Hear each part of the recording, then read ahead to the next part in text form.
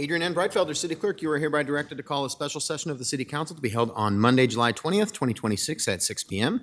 in the Historic Federal Building for the purpose of conducting a work session on Greater Dubuque Development Corporation. Thank you. Good evening and welcome to a special session of the Dubuque City Council for July 20th, 2026. As a reminder to viewers and listeners, due to the nature of tonight's meeting topic, public input is not accepted. However, you may contact the City Council directly from the city's webpage at www.cityofdubuque.org/council-contacts.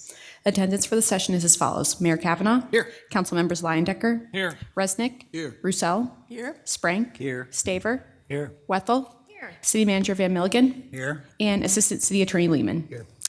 Thank you. Our work session topic is Greater Dubuque Development Corporation Quarterly Update. I will turn it over to its President and CEO, Jason White. Thank you. Appreciate it. Good evening, Mayor, council members, members of the city team, and anybody watching at home in the Dubuque community tonight. My name is Jason White. I serve as the President and CEO of Greater Dubuque Development Corporation, as you know. Tonight we're going to present some information on the 2025 skills gap analysis. So we do this every year. And of course, as you know, our purpose and our role is to compete for business, population, and workforce. So tonight's going to be a little bit about all of those things, but particularly on the workforce population side of things. The one thing you'll see a little bit in here, and I hope you have a chance at some point to review the 2025 skills gap analysis, and pretty soon I'm going to turn it to my teammate, Nick Hockenberry, Director of Regional Development. He spearheaded as the captain of the ship our skills gap analysis. It includes a couple of things. Every year, what we look at is the gaps and surpluses that exist in our tri-state market when it comes to individual occupations and then also their industries. And also we look at trends for economic and population growth. And this year has a little bit of a different twist.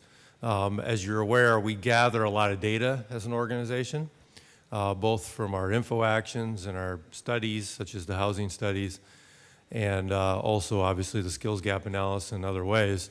What we're trying to do as an organization, as supported by our board and as directed by our board, is to look at ways that we can maximize the data that we're producing to achieve some measurable results and also outcomes, and also present our partners, such as the City of Dubuque, with some information that you can act on, both in your goal setting and also on a day-to-day basis. So in this, we pivot a little bit this year. We look at a lot about strategies. So one of the things that we're looking to do as we move forward in terms of competing for residents and population is being a little bit more direct and comprehensive with a population growth strategy. So this report starts the pivot from a skills gap analysis to a population growth strategy. So a little bit about background on that, and without further ado, I'm going to turn it over to my teammate, Nick Hockenberry.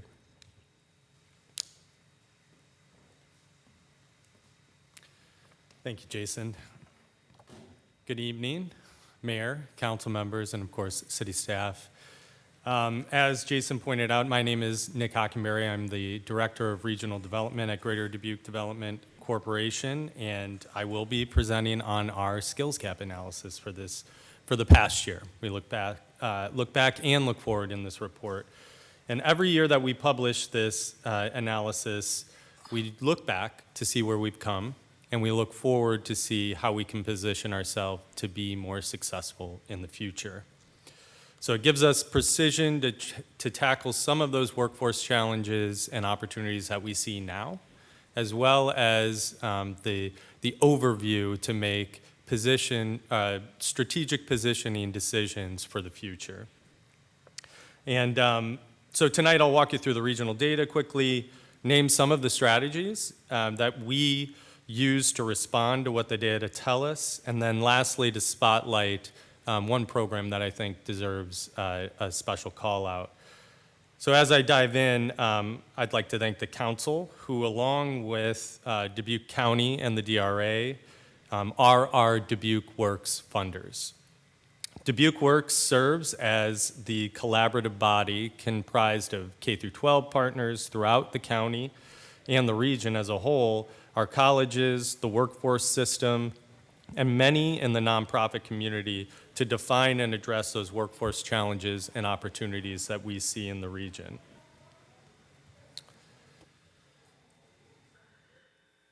So in 2024, this analysis, we've done this report since 2024, and this analysis has helped us answer a deceptively simple question, and that is, are we developing the talent that we need for our region now and in the future? We do that by comparing occupational data and comparing it to that post-secondary completion data. Both of these are publicly available data sources from BLS as well as the Census Bureau. So that post-secondary data and occupation data is looking at things like NICC's welding certificates, all the way up to the University of Wisconsin-Platteville's Masters in Supply Chain Management and everything in between.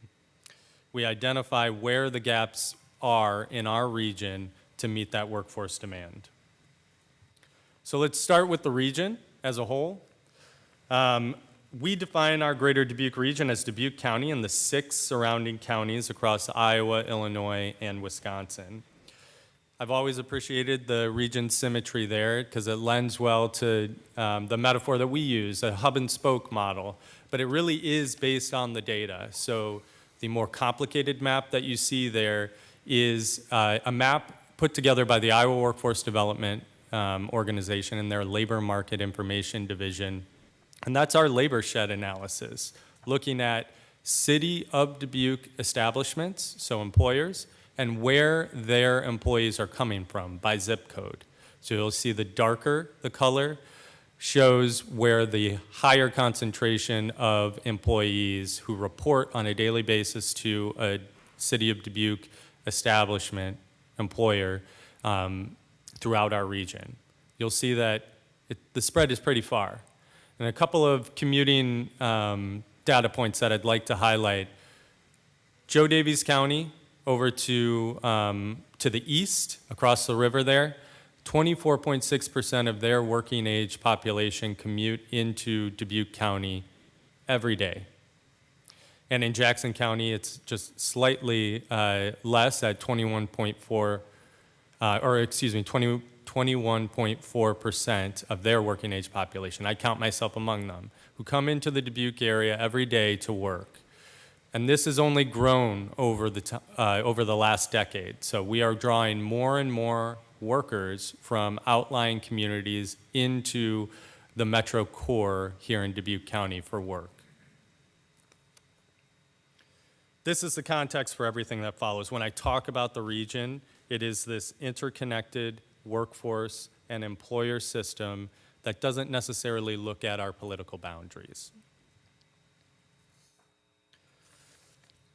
So let's start by first looking at a 20-year arc, so 10 years back and then 10 years forward across the entire region.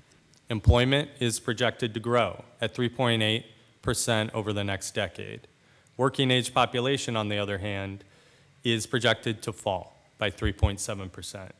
That's the tension that this region is going to have to manage.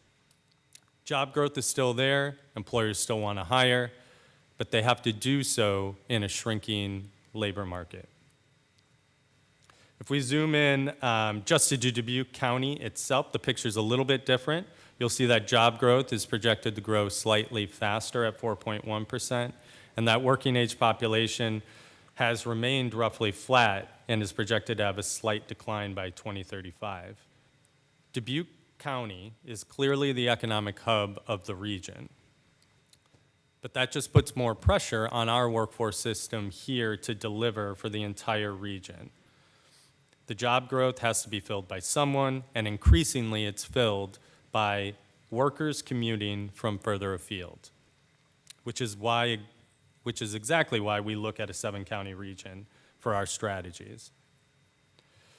So 4 years ago, this graph might look familiar, I presented this outlook, which projected a convergence of those jobs and workforce population. The reality has been job growth has made the Dubuque area and attractive place to live and work. That's allowed us to keep growing our working age population as well as job growth. Job growth has driven that population growth in our region. The fear is when that relationship reverses, where a contracting working age population hinders economic growth in our region.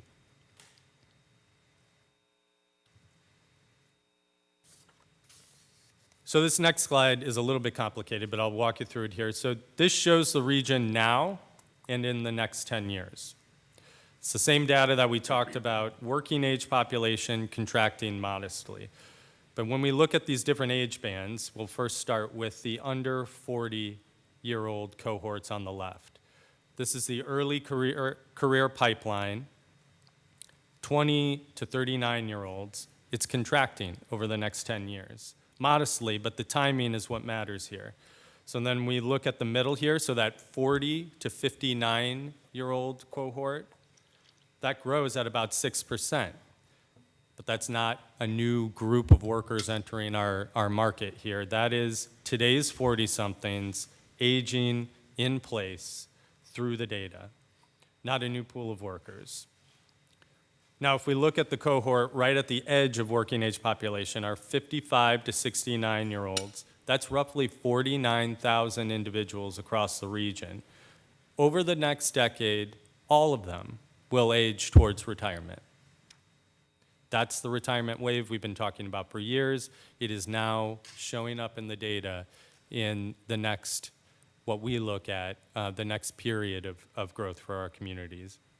On the far right, you'll see the 75 plus population, and that grows 30% in 10 years. That's a demographic signal you can't ignore. That is additional needs for dependent care, social service demand, caregiving demand. All of that intensifies exactly as our prime working age pool is contracting.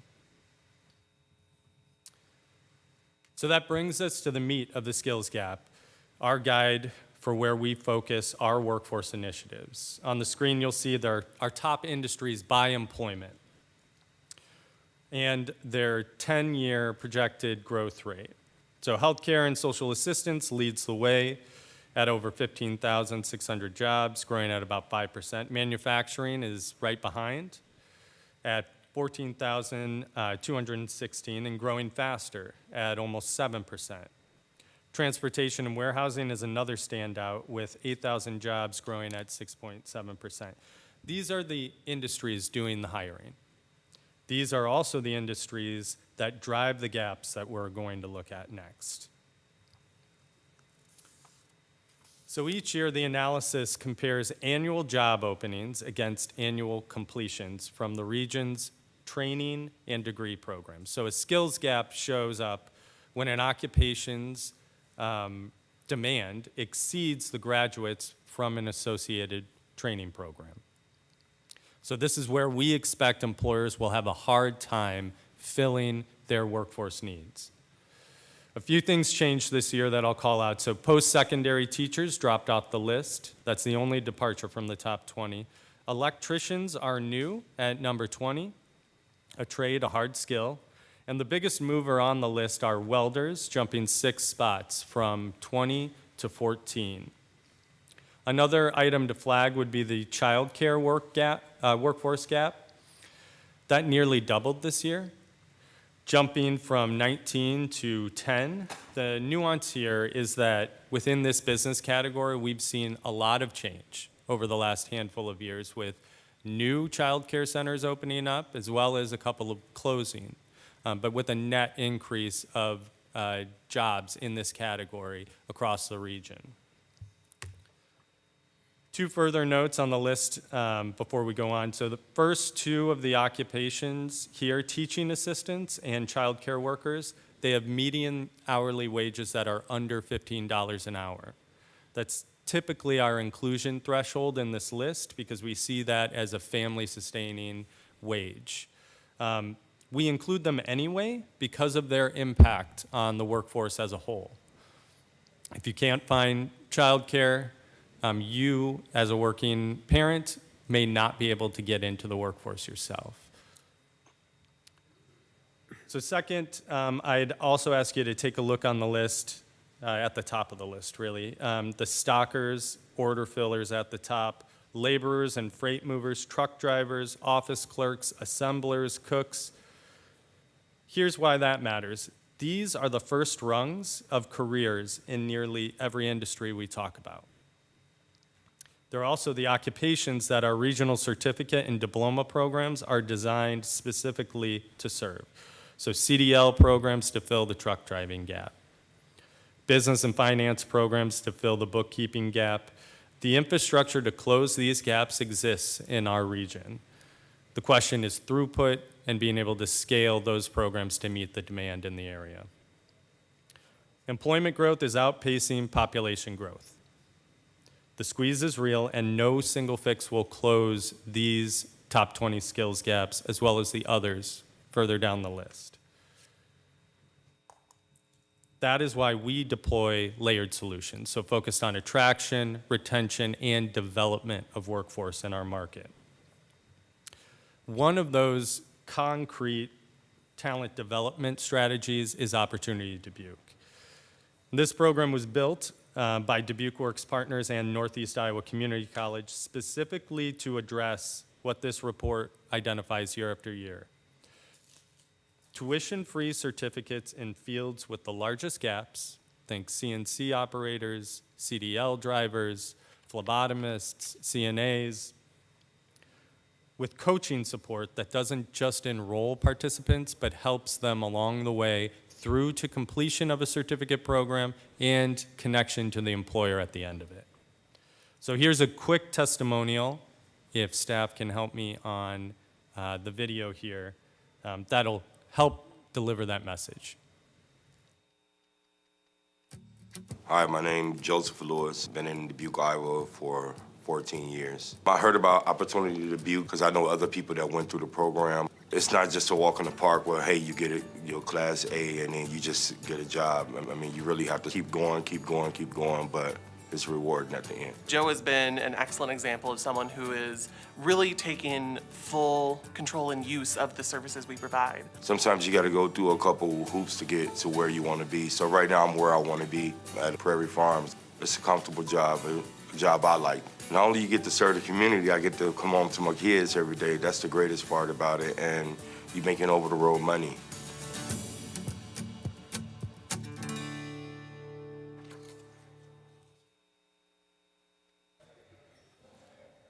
So the two individuals you saw there would be Joe, who was the participant, and Marcus, who was our Opportunity Dubuque coach at the time. And I think it illustrates the importance of the design of this program. It's not only to eliminate those barriers, the tuition barriers to get these high demand skills, but also the support so that they can use that skill to truly define success in the workplace for them. And for Joe, it wasn't just getting a CDL so he could be a truck driver. He could have probably made more as a long haul driver, but one of his goals was to be home with his family at the end of the day. And he found an opportunity with that skill and a local employer here to meet that goal. So it's a great example of what this program can do and is doing in the Dubuque area.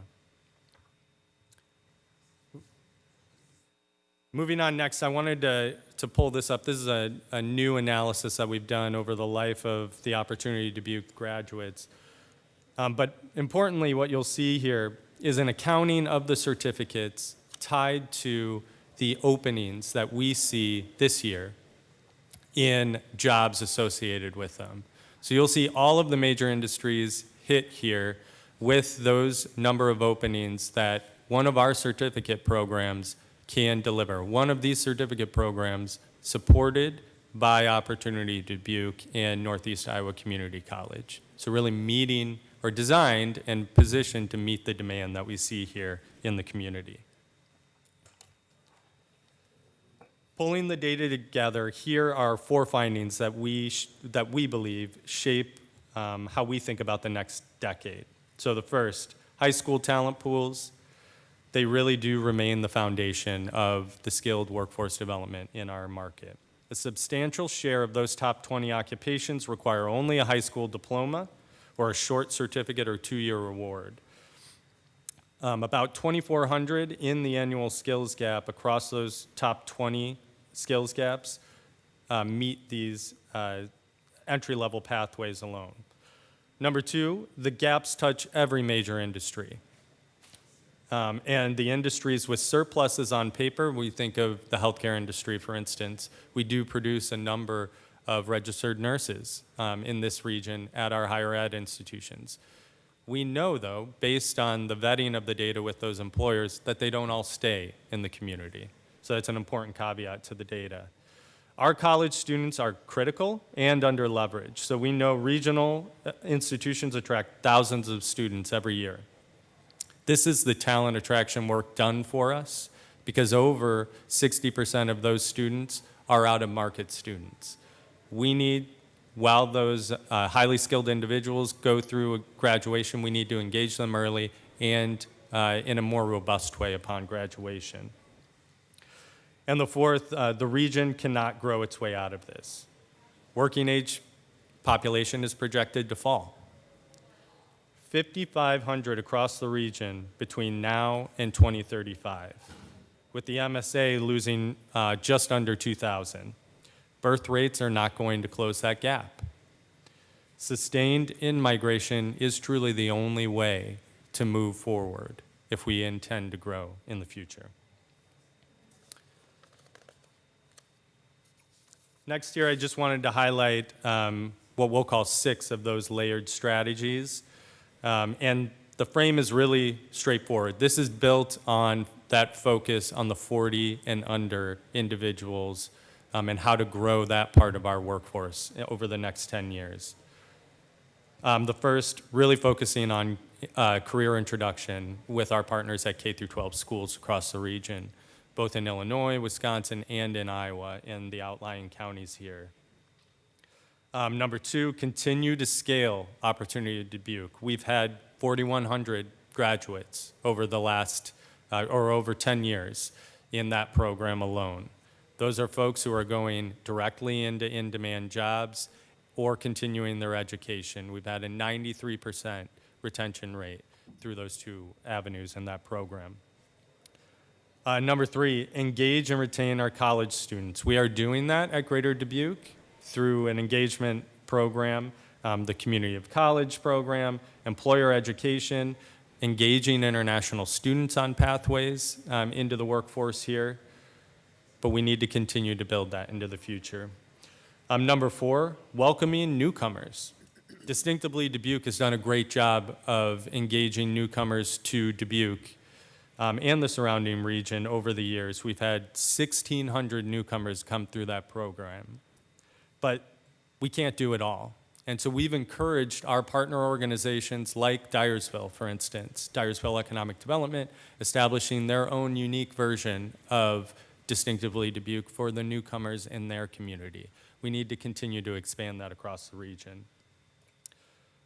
Number 5, I want to highlight reducing transportation barriers and also thank the City Council and what they've done to address, really the only place with a robust public transit system here. Worked closely with Ryan Nucky on aligning employer needs and their workforce needs to connect with the Jewel service and the place of work. And I know over the next year we'll continue to do that during the planning process. And then the last one, really, talent attraction as a core strategy. I said this before, but the region cannot grow its way out of a working age decline by accident. It needs to be deliberate. So truly, in closing, here's what I see in the data. It's 3 forces converging at once. We have a working age population that will contract over the next decade. You saw that earlier. Our most experienced workers, so those 55 to 69 today, over the next 10 years, that 49,000 workers, those 49,000 workers will move into retirement. And at the same time, and this is the first inclusion, we've had this in the report, we have some forces like artificial intelligence and automation who are having a unique impact on those early rungs of careers across industries. So that's 3 forces and 1 cohort caught in the middle, those 40 and under, coming into the workforce with less time to develop, fewer on-ramps into their careers, and more experience walking out the door than any time in our modern era. So no single approach solves this, not attraction, not retention, not development on its own. But the demographic challenge makes bold action in all 3 a requirement. The math no longer rewards patience. So the question gets harder, not whether someone can be great here, but whether we'll be bold enough to bring them here and bold enough to keep them here. And one of the things we're doing with this sort of renewed or twist, as Jason put it on the tool, the skills gap analysis, is asking that question to our partners and employers. And that question being, as we look towards the year ahead, what is one bold action or program that could positively impact talent strategies across the region? And we are going to take that information and amongst ourselves as staff and in outreach to colleagues across the country, identify those strategies that can help us be on the bleeding edge of growing our workforce over the next decade. And with that, thank you for the time this evening. And if there's any additional time, we can take questions, Jason and I. Yeah, I think we do have time for one question. Thank you very much, Nick. And Jason, thank you for being here too. The quote that caught me right there at the end, the math no longer rewards patience. That's an interesting way of putting that, but that one hits home for sure. We have any questions or discussion? Yeah, Ms. Wethel. I just had a question. From my understanding and reading, really a lot of organizations don't yet understand how AI will individually impact their work. But I sense that it's going to be a major discussion in the next 10 years, trying to figure out how to utilize that technology for the good and prepare our workforce for the future. So just as a thought, I don't know how much time we have to talk about it, but I think that is something that I also think about. I would say you have 2 minutes to answer that not loaded question at all, Nick. Yeah. Well, I will say, as we started to add that as an important indicator when we're looking at our workforce landscape, especially over the next 10 years, because we are looking forward, it hasn't yet shown up in the data, the impact here. We know it has elsewhere in the country, but one piece that is, I think, illustrative of how it can impact certain sectors in the industry is thinking about the sales professionals in the area. Usually your entry point into sales might be the business intelligence side of that. So doing the early prospecting work for the sales staff, that is more and more being taken over by technology and services that a firm will pay for to do the prospecting, to build that profile for the salesperson to go out and make that call. If you eliminate that entry point, though, into the sales profession, where are you going to get those experienced sales professionals in our market that we need at many of our employers? If you can't develop them here or within a single employer, that looks to be a problem that we won't see the real implications of until years down the line. And we see examples of that across industries as well. Well, thank you very much for this great information. We always do appreciate having the update from GDDC. It's a great report to look through. I think everybody should, and I think the information you shared with us is incredibly important in this moment. So thank you very much for being here today. All right, we have no further business in the work session. We'll adjourn here for about a minute and then start our regular meeting.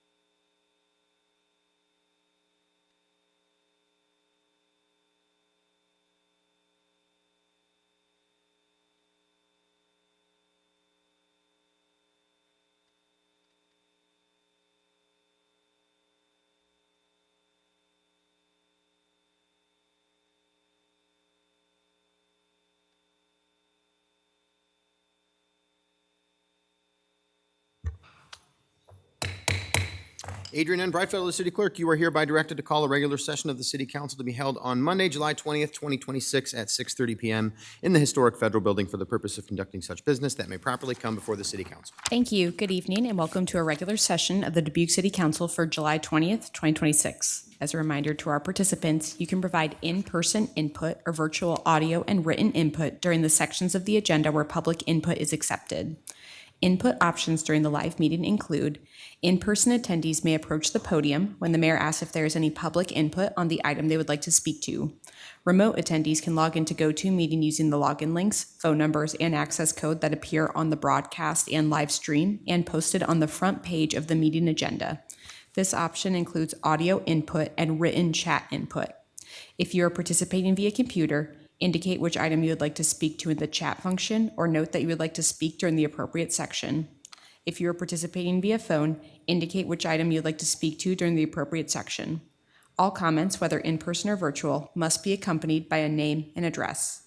Additionally, written public input is accepted by contacting the City Council directly from the city's webpage at www.cityofdubuque.org/councilcontacts and through the city clerk's office email at ctyclerk@cityofdubuque.org. This information will be reiterated during the meeting. Attendance for the session is as follows. Mayor Kavanaugh. Here. Council members Leyendecker. Here. Resnick. Here. Roussel. Here. Sprank. Here. Staver. Here. Wethel. Here. City Manager Van Milligan. Here. And Assistant City Attorney Lehman. Here. Thank you. Mayor Kavanaugh, I'll turn it over to you for the Pledge of Allegiance. Thank you, Adrian. I invite all who are able to please rise and join us for the Pledge of Allegiance. I pledge allegiance to the flag of the United States of America and to the republic for which it stands, one nation, under God, indivisible, with liberty and justice for all.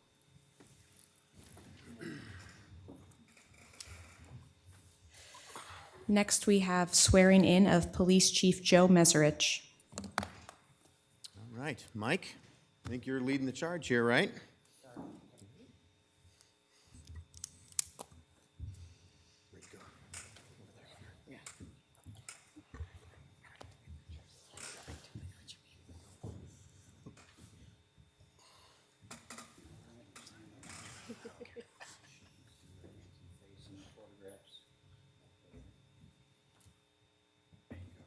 Please raise your right hand and repeat after me.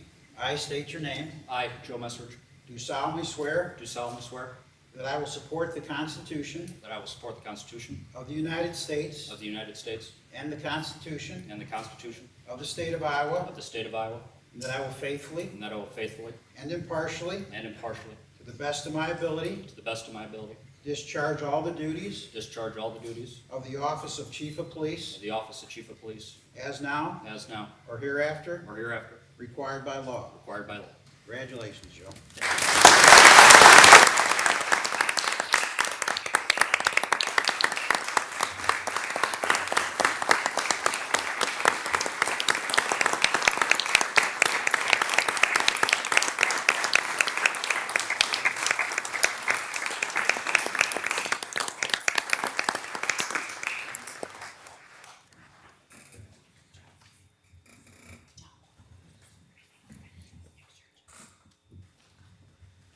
Do you want a picture? Yeah, over there. We need Joe over here again.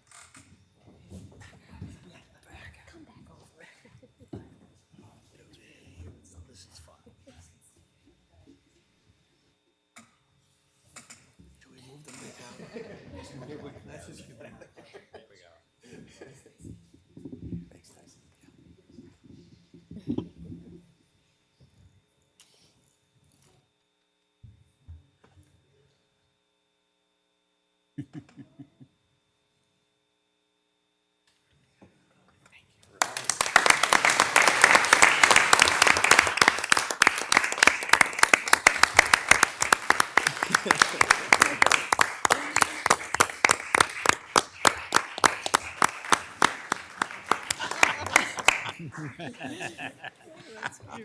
Chief, I don't know whether to congratulate you or your family, but yeah, no. Congratulations, Chief. We're very excited to have you, and thank you very much to outgoing Chief Jensen for all the work that you've done all these years. going to send us off with RAGBRAI, which we really appreciate very much. So thank you very much, Chief. But Chief, yes, absolutely.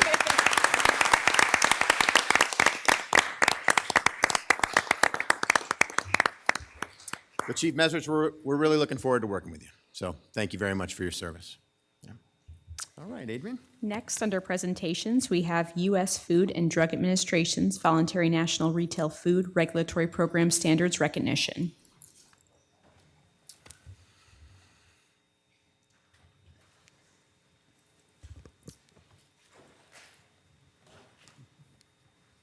Good evening, Mayor and City Council. I'm Mary Rose Corrigan, Public Health Director with the Health Services Department. During several of our last annual budget presentations, you've heard about the Health Department's progress toward completing the FDA Voluntary National Retail Food Regulatory Program standards. The standards are best practice criteria for regulatory food programs, also known as food and restaurant inspections, conducted by the Health Services Department. And they define what constitutes a highly effective and responsive program. Tonight, I'm pleased to introduce Michael Nordos, Retail Food Specialist of the U.S. Food and Drug Administration, or FDA, who will recognize lead environmental sanitarian Tim Link for overseeing the city's completion of the FDA's Voluntary National Retail Food Regulatory Program standards. Michael?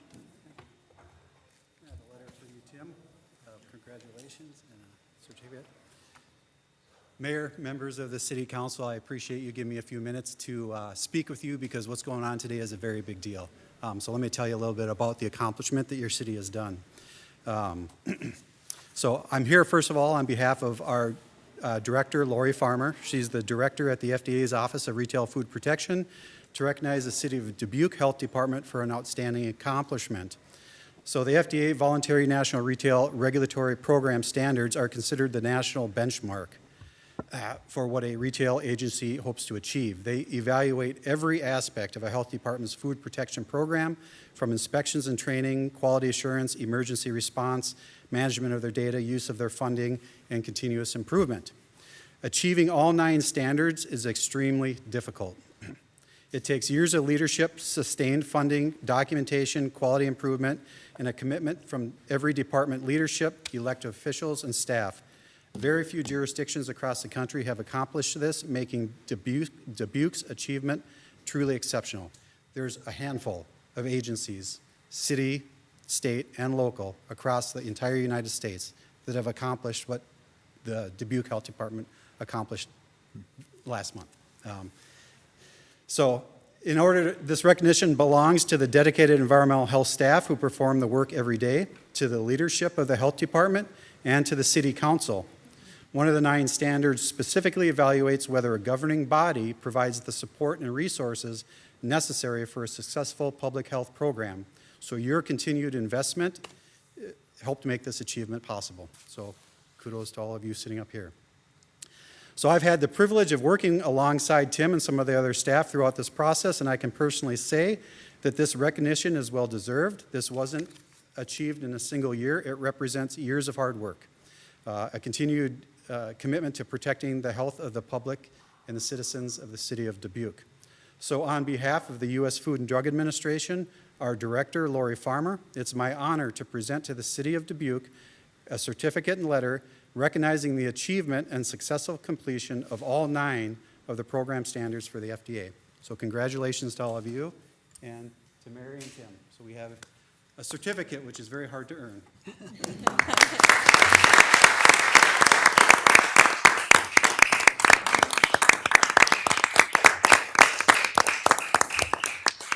I know we want a photo, so we'll come on up, but please, come on. I'll talk while you're up here. Yeah. I want to, Tim, first of all, congratulations to this, and Mary Rose to your department. This is an incredible accomplishment. I don't think I realized how incredible until, Michael, you were able to tell us this. So thank you very much for everything that you're doing. You keep the city of Dubuque safe. Your service it goes often unseen by many people, but every single person that ever travels through the city of Dubuque appreciates it. So thank you.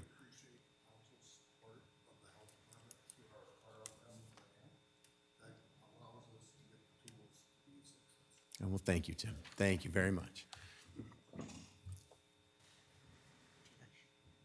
Oh, yeah.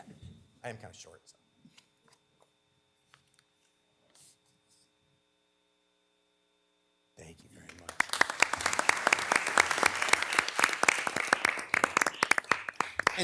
And before we move on quickly, Michael, I just want to say to you too, thank you for your service to our country. I think that gets unnoticed at times too for people that work for places like the USDA. And I want to make sure that you know that we here on the City Council in the City of Dubuque appreciate that as well. So thank you very much for being here today. All right, Adrian. We'll move on to proclamations. Our first proclamation is Dubuque County Fair Week. It's Dubuque County Fair Week. Are we ready? Come on up. Yeah. Let's talk about how excited we are for Dubuque County Fair Week. Thank you. John Brees, General Manager of the Dubuque County Fairgrounds. August 28th through August 2nd is our 73rd annual fair. We have lots of support from the community, lots of support from you, and we think we have a good one this year. Tuesday's free, so anybody that doesn't want to pay, come Tuesday. Got lots of things going on, and just appreciate all the community support. Well, thank you very much for being here, John. We really appreciate that. July 28th. July 28th through August 2nd. Yep, absolutely, yep. And I know that we'll be there to kick it off, and always appreciate that invitation to be there and to celebrate with everybody from Dubuque. And I think there's plenty of good stuff to pay for, too. So people should show up and pay for a few things, I think, while they're there as well. Yeah. We have concert Thursday and Friday night, which we didn't last year, so hopefully that goes over well. Excellent. Yeah, excellent. We'll order up some good weather for you, too. So, well, thank you very Appreciate much that. for everything you do and for everybody who has a hand in organizing the fair. And thanks again for being here to accept this proclamation again this year. City of Dubuque Proclamation. Whereas the Dubuque County Fair is the largest and longest celebrated family entertainment event in the county, now in its 73rd year. And whereas the residents of Dubuque and the surrounding cities have been persistent in the success of this great community event. And whereas the Dubuque County Fair continues to bring together family and friends, both rural and urban, in a way that respects tradition while remaining current. And whereas the strong rural traditions of our community are celebrated with support of the 4-H and FFA youth, as well as volunteers who share generously of their time and talents. And whereas the Dubuque County Fair, with more than 60,000 annual attendees, directly benefits the county by driving economic development in the region. And whereas local nonprofits rely on the annual fair to generate funds that are cycled back into our community to serve the greater good. And whereas the Dubuque County Fair is among the area's top entertainment value, featuring everything from creative arts exhibitions, races, tractor pulls, and demolition derby, to the numerous animals, exhibits, ground entertainment, and music acts. And whereas the Dubuque County Fair, which many consider the 6 best days of summer, officially opens on Tuesday, July 28th and runs through Sunday, August 2nd, 2026. This year's theme is Sweet as It Can Be at Fair 73, to help celebrate this anniversary and our great community. Now therefore, I, Brad M. Kavanaugh, Mayor of the City of Dubuque, Iowa, on behalf of the City Council, staff, and residents of Dubuque, do hereby proclaim the week of July 28th through August 2nd, 2026 as Dubuque County Fair Week in the City of Dubuque, Iowa, and encourage the participation of our city's residents.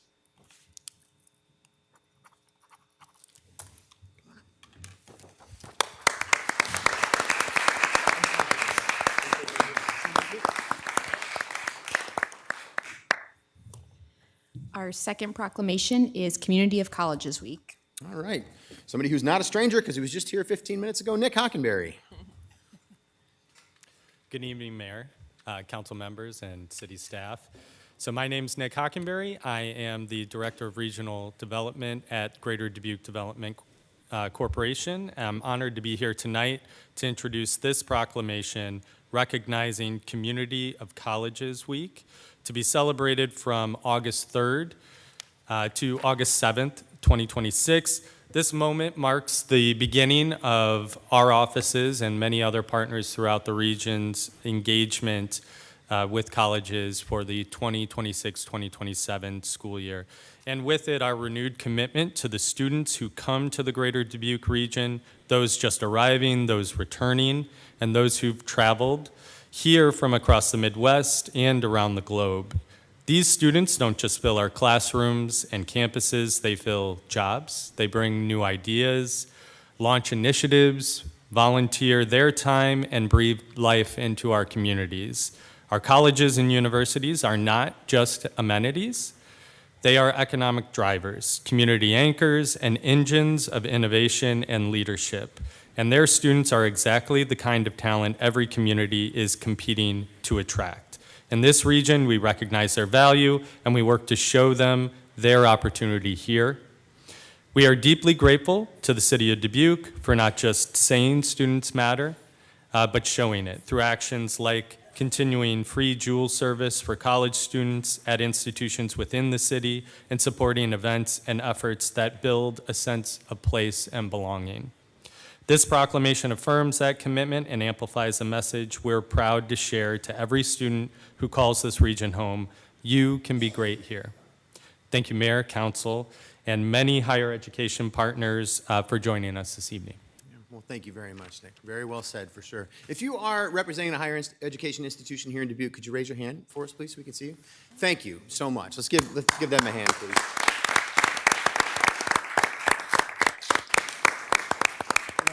Our colleges and universities are true anchors of our community, and I sincerely appreciate that. We've recognized that for a long time, but I think we recognize it even more now, and we're working more actively to try and make sure that we're working together so that we can not only bring great students to this community, but have them work here, have them live here, have them enjoy their time here, and then a lot of them stay here. We'd really like that because it's a great place to live, and it's a great place to go to college. It's a great place to just be a part of this community. So if you are a member of the community, welcoming college students, make sure, I know at Farmers Market these first couple of weeks when the students show up, a lot of them are going to be walking through there and kind of checking Dubuque out. Say hi to them. Say hello. Say welcome. Say welcome to Dubuque, and we're glad to have you here because we truly are. So thank you for being here tonight. Thanks for all the work that you do, and then, of course, thanks for being here to accept this proclamation.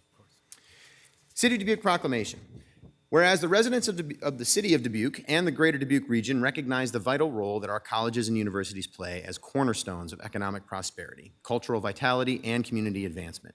And whereas Capri College, Clark University, Divine Word College, Emmaus University, Loras College, Northeast Iowa Community College, Southwest Wisconsin Technical College, and the University of Dubuque, the University of Wisconsin-Platteville, and Wartburg Theological Seminary represent a diverse and respected network of higher education institutions that serve students from around the region, the nation, and the world.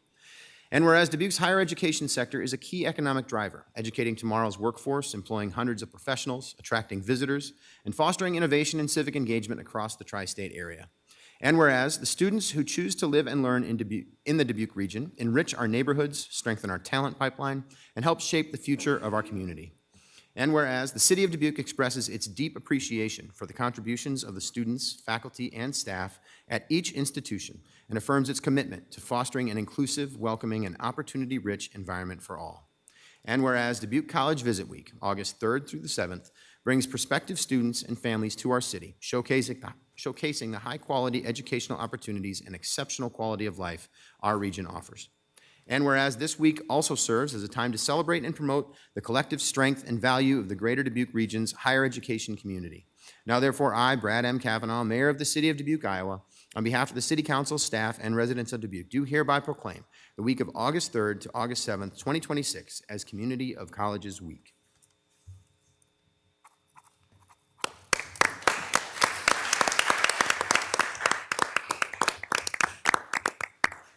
Collective picture.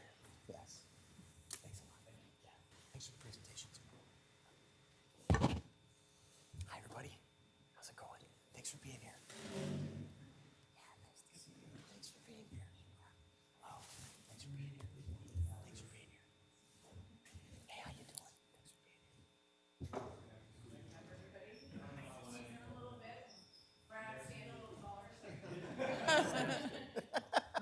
Jason, get out of the way. No, I'm just kidding. I'm totally kidding.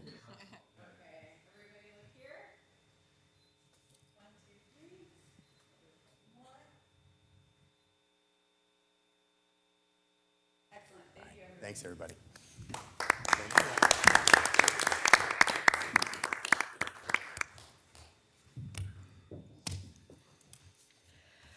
We'll now move on to consent items.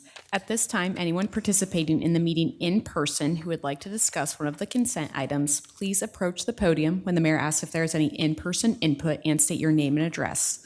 For all remote attendees, please enter your name and address in the chat function or state your name and address over the phone when the mayor asks if there's any virtual input. If more than one participant would like to speak, then city staff will determine the speaking order of the participants. Please state the item you would like removed from the consent agenda for separate discussion and consideration, and consent items can be found on pages 2 through 6 of the agenda. All right, thank you, Adrian. Do we have anyone in chambers who would like to remove any of the consent items for separate discussion this evening? Seeing no one here. Anyone virtually? No input. Okay. All right, back to us then. Anybody need to remove anything? Actually, I do, now that I'm remembering this. I need to remove number 14, please, for separate discussion. Any others? Mr. Mayor, Yes, Mr. Resnick. I move to receive and file the documents, adopt the resolutions, and deal with the consent items as recommended, except for number 14.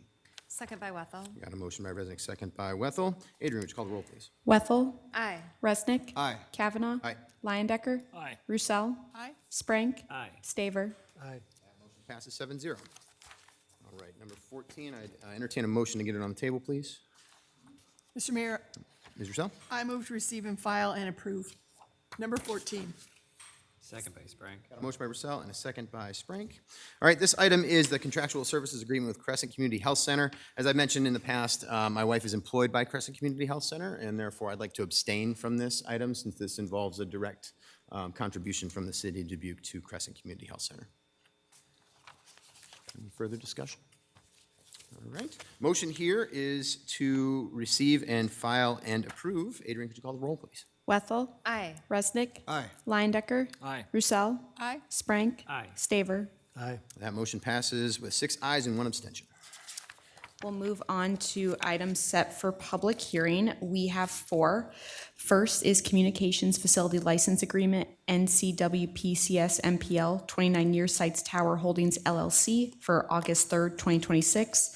Second is Dubuque Fire Headquarters Bunk Room Remodel Project, initiate public bidding process and setting date for a public hearing for August 3rd, 2026. Third is setting a public hearing for the issuance of not to exceed $2,542,000 sewer revenue capital loan notes, Terminal Street Pumping State Rehabilitation Project for August 3rd, 2026. And fourth is setting a public hearing for the issuance of not to exceed $2,663,000 sewer revenue capital loan notes, Water and Resource Recovery Center Industrial Controls Project for August 3rd, 2026. Mr. Mayor, Ms. Roussel? I move to receive and file, adopt the resolutions, and set the public hearings for August 3rd, 2026. Second by Sprank. Got a motion by Roussel, second by Sprank. Adrian, would you call the roll, please? Wethel. Aye. Resnick. Aye. Kavanaugh. Aye. Leyendecker. Aye. Roussel. Aye. Sprank. Aye. Staver. That motion passes 7-0. Next are boards and commissions. We have appointments for the Arts and Cultural Affairs Advisory Commission, Human Rights Commission, Park and Recreation Advisory Commission, Resilient Community Advisory Commission, and Zoning Advisory Commission. Okay, so we're going to have a little work to do here, but I think we're going to be able to make it through this one pretty effectively. So the first one is the Arts and Cultural Affairs Advisory Commission. So here we have 2 open terms. The first is 1 3-year term through 29, and the other is a 3-year term through 27. I want to call everyone's attention to the fact that that first term is a representative term as a representative of the arts. So it looks like most people are going to qualify on that list, but there's one who does not. So the qualifications for the first term that is mentioned there are David Barba, Jenna Jensen, Nikki Verdia, and Elizabeth Wright. Is that accurate, Adrian? Okay, thank you Yes. very much. All right, so in this case, I think it would be most effective if we have Adrian call the roll, and each of us can choose one of those 4 members until we actually have someone who gets the most votes. Okay, so Adrian, just call the roll, please. Wethel. David Barba. Resnick. Jenna Jensen. Kavanaugh. David Barba. Leyendecker. David Barba. Roussel. David Barba. Sprank. David Barba. Staver. David Barba. Okay, so David Barba is appointed to the term through 2029 for the arts representative. And then everyone else on the list, which includes Sarah Stoyer, is the name that I left off the last time, is qualified for this next term. So I would ask Adrian to please call the roll again, and we can do the same. Wethel. Sarah Stoyer. Resnick. Jenna Jensen. Kavanaugh. Sarah Stoyer. Leyendecker. Jenna Jensen. Roussel. Sarah Stoyer. Sprank. Sarah Stoyer. Staver. Jenna Jensen. All right, so Sarah Stoyer is appointed to the second term through 27 for the at-large representative. I do want to say before I move on from this one, we had a number of applicants, so thank you very much to everyone who applied. Continue to put your name forward when, if you're not chosen in these moments, because it is it's a difficult choice that we have in front of us when we have so many applications, but it's great to have so many applications. So please keep them coming and, look for other opportunities as well. We sincerely appreciate you putting yourself forward for this. Next up is the Human Rights Commission. Here we have one 3-year term through January of 27, and we have one applicant, Anthony Allen. So in this case, I will entertain a motion, please. Mr. Mayor, Mr. Sprank. I motion that we appoint Anthony Allen for one 3-year term through January 1st, 2027. Second by Wethel. Motion by Sprank, second by Wethel. Adrian, would you call the roll, please? Wethel. Aye. Resnick. Aye. Kavanaugh. Aye. Leindecker. Aye. Roussel. Aye. Sprank. Staver. Aye. That motion passes 7-0. Anthony Allen is appointed to the Human Rights Commission through 2027.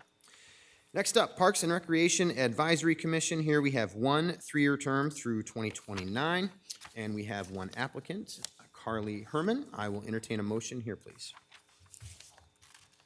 Mr. Mayor, Ms. Roussel. I move to appoint Carly Herman to the Park and Recreation Advisory Commission.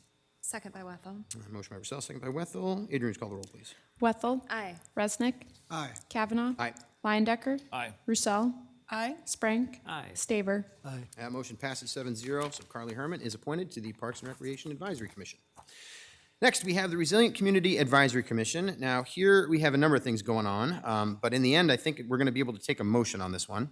There are two 3-year terms through July 1st, 2029, and one cross-representative term. You will note on here that we have one person who qualifies for the cross-representative term, and we have two other applicants who both qualify for the at-large term. So in this case, if someone's comfortable, I would entertain a motion here for this commission. Mr. Mayor, Ms. Wethel. I nominate Laylat Jewawik Rama and Tracy Phillipson for the two 3-year terms through July 2029 terms. Okay. Second by Sprank. All right. We've got a motion by Wethel and a second by Sprank, and this one is specific to the two terms that are listed first. Adrian, would you call the roll, please? Wethel. Aye. Resnick. Aye. Kavanaugh. Aye. Leindecker. Aye. Roussel. Aye. Sprank. Aye. Staver. Aye. That motion passes 7-0. Yaya Wikrama and Tracy Phillipson are appointed to the two terms through 2029. We have one more cross-representative term and one applicant, Robin Kennecker. Take a motion.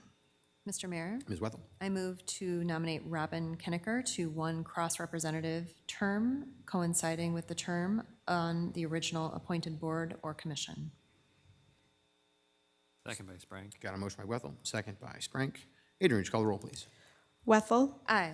Resnick. Aye. Kavanaugh. Aye. Leindecker. Aye. Roussel. Aye. Sprank. Aye. Staver. Aye. That motion passes 7-0.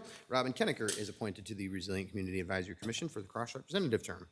Our final appointment this evening is the Zoning Advisory Commission. We have one term through 2029 and one applicant, Caitlin Nisis Mokanu. I would take a motion, please. Mr. Mayor, Ms. Roussel. I move to appoint Caitlin Nisis Mocano to the Zoning Advisory Commission. Second by Wethel. Motion by Roussel, second by Wethel. Adrian, would you call the roll, please? Wethel. Aye. Resnick. Aye. Kavanaugh. Leindecker. Aye. Roussel. Aye. Sprank. Aye. Staver. Aye. That motion passes 7-0. Caitlin Nisis Mokano is appointed to the Zoning Advisory Commission, and thank you again to everyone who applied for the commissions on this round. We look forward to receiving more applications in the future. We can move on to public hearings, please. At this time, anyone participating in the meeting in person who would like to discuss one of the public hearing items, please approach the podium when the mayor asks if there is any in-person input for the public hearing you would like to speak to, and state your name and address. For all remote attendees, please enter your name and address in the chat function and state your question, or state your name and address over the phone when the mayor asks if there's any virtual input for the public hearing you would like to speak to. If more than one participant would like to speak, then city staff will determine the speaking order of the participants. Public hearing number 1 is request to rezone property on Valeria Street.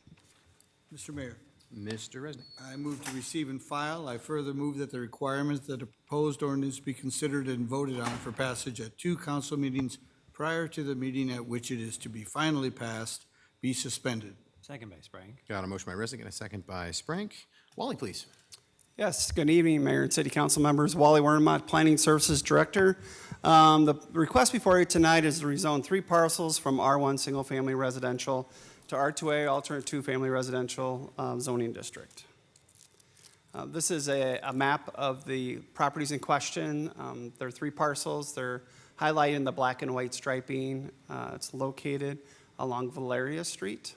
You can see there's R1 zoning. We have an existing R2A district, which is the orange shaded zoning to the right.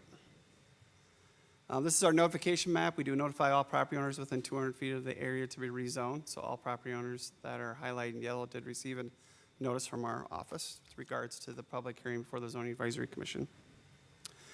This is a photograph of the site. If you've ever driven on Valeria Street, it's pretty prominent. It's a former quarry site.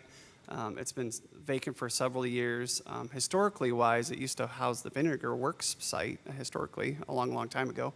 But it's a vacant site currently with a large quarry property, that rock outcropping. Historically wise, this property has been zoned R2 in 34 and 75, then it was rezoned to R1 in 85. As I mentioned, it consists of 3 parcels. There is an existing easement that provides access to the rear properties located at 333 Valeria Street and 165 West 23rd Street, and that easement will remain with the rezoning. Adjacent land uses are all 1 and 2 family residences, and to the north and west, once again, there's that vacant bluff, which has a very steep slope. Traffic patterns along Valeria Street, it's a local street, and on average, in 2021, the DOT did the counts, about 390 average annual daily trips. The change from R1 to R2A really just adds townhouses and duplexes as permitted uses. The other thing that changes from the R1 to the R2A is it allows you to have smaller lot sizes for the R2A. We can have a 25-foot wide lot where you'd have a 50-foot wide lot in an R1 zoning district. Once again, if the property was to develop, or when it does develop into a duplex single-family home or a townhome, they're required to have 2 off-street parking spaces per dwelling unit. A sidewalk will be required to be installed along Valeria Street on that side of the street. There is currently one on the south side. There will be on the north side, provide more of that pedestrian street connectivity. The maximum building height in an R2A is the same as in an R1, 30 feet. And a maximum of 2 units on a lot or laterally attached townhomes are what's permitted in an R2A district. This is kind of the bulk reg table. It gives you a breakdown of all the setbacks, sizes, and everything that's associated with that. And once again, here's the existing zoning of the area. The area shaded in orange is R2A district. The shaded area is R1. This is just a natural extension of the R2A district.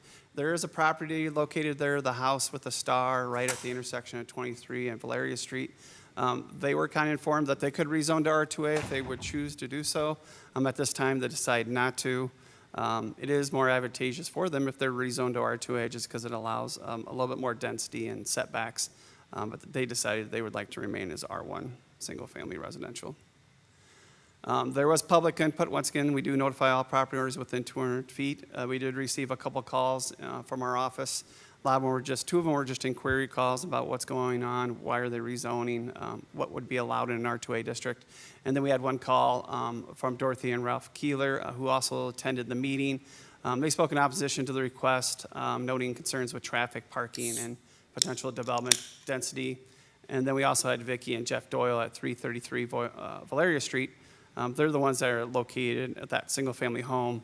A survey has been done of the property, and it has been identified that their deck encroaches onto the property.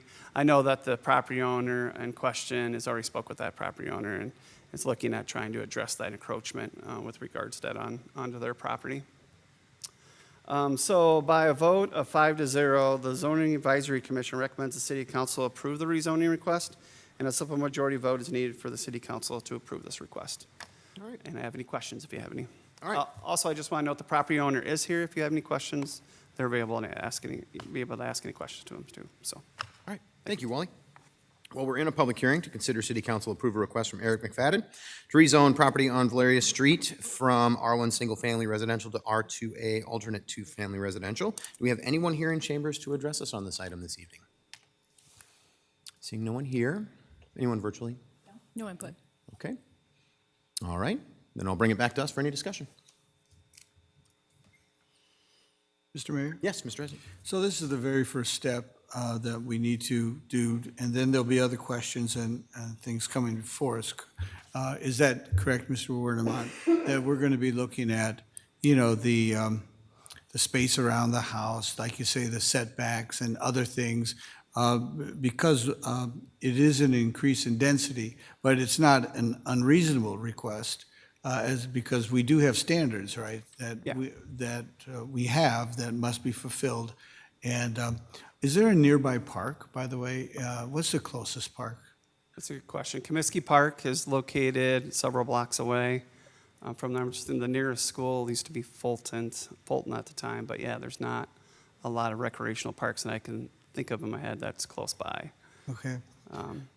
To answer your question about setbacks and everything, so you'll review the rezoning. The required setbacks are 10 feet from the front property line, 3 feet from the side property line, and for a townhome, they can be 0 foot, and they have a 10-foot rear yard setback. They're also allowed to cover more of the land, 50%, than a single-family home. It allows that density, and this is a need in our community, especially when we look at affordability. Getting smaller houses, that ability to have those townhouse lots, which we've had requests in the past for them. We've had several properties being asked to rezone from R1 to R2 because there is a need in our community for that. But with regards to setbacks, that's based on what the code is. If there was a variance or anything for that, that would go to the Zoning Board of Adjustment for their review. It would not come before the City Council. Thank you. And I noticed, we talk about it's increased density, and what do you mean by that? I know that when I was growing up, we'd have 8 people in the family in a single-family house. And now the families are smaller, so there are, I suppose, more units.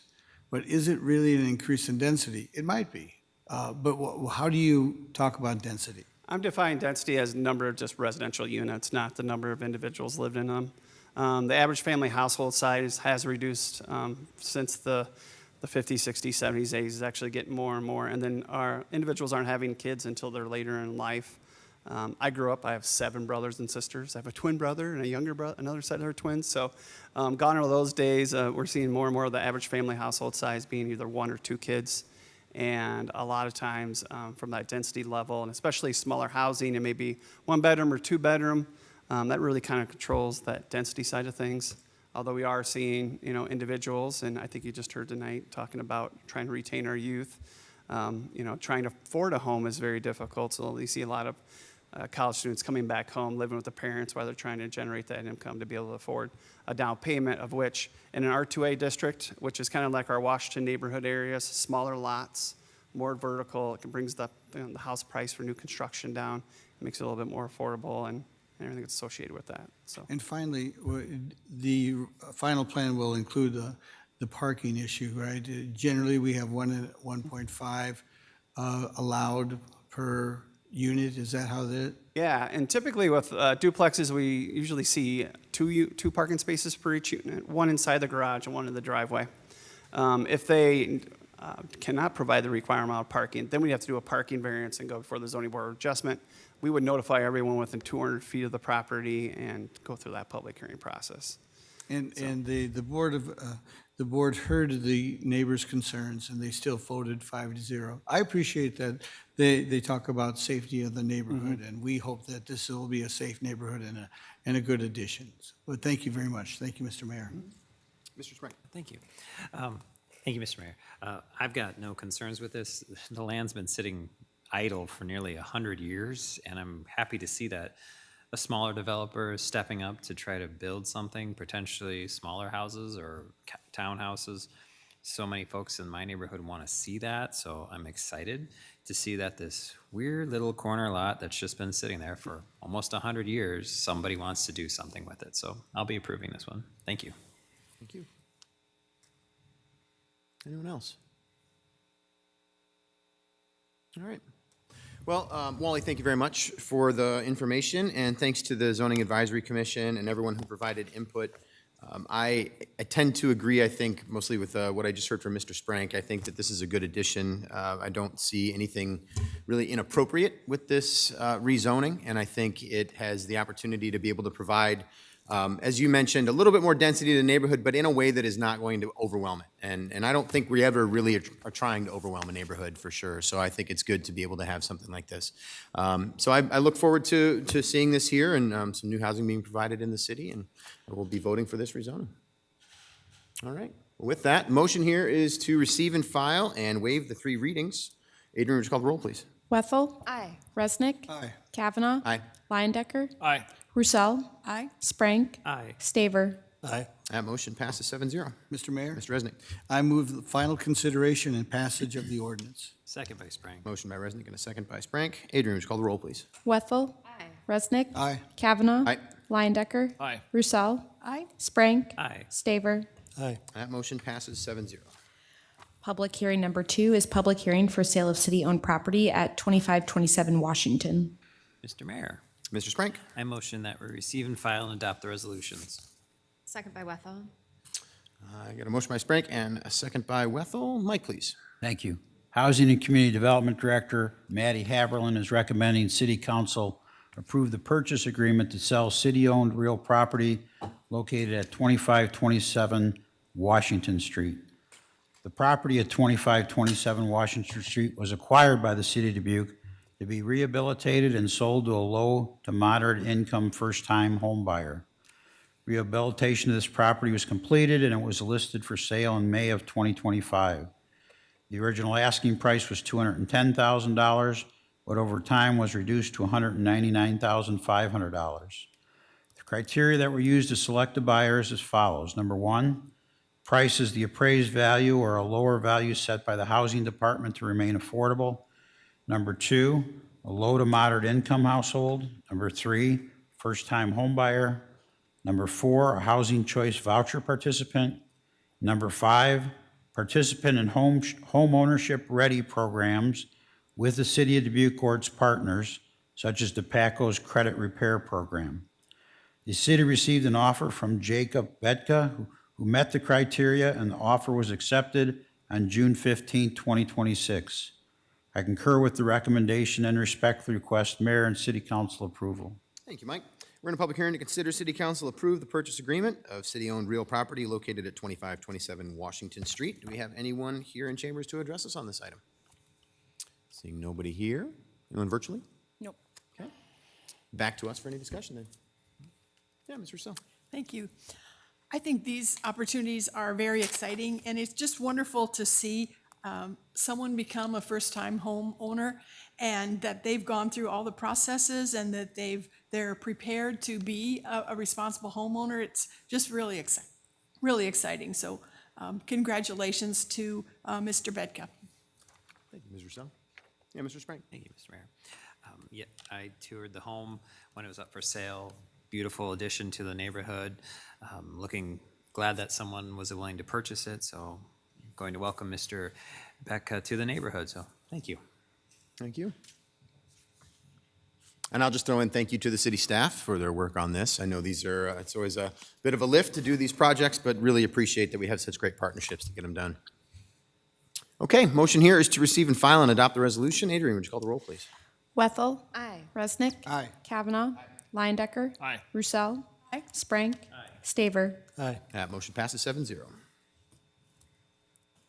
Public hearing number 3 is public hearing for sale of city-owned property at 821 Garfield.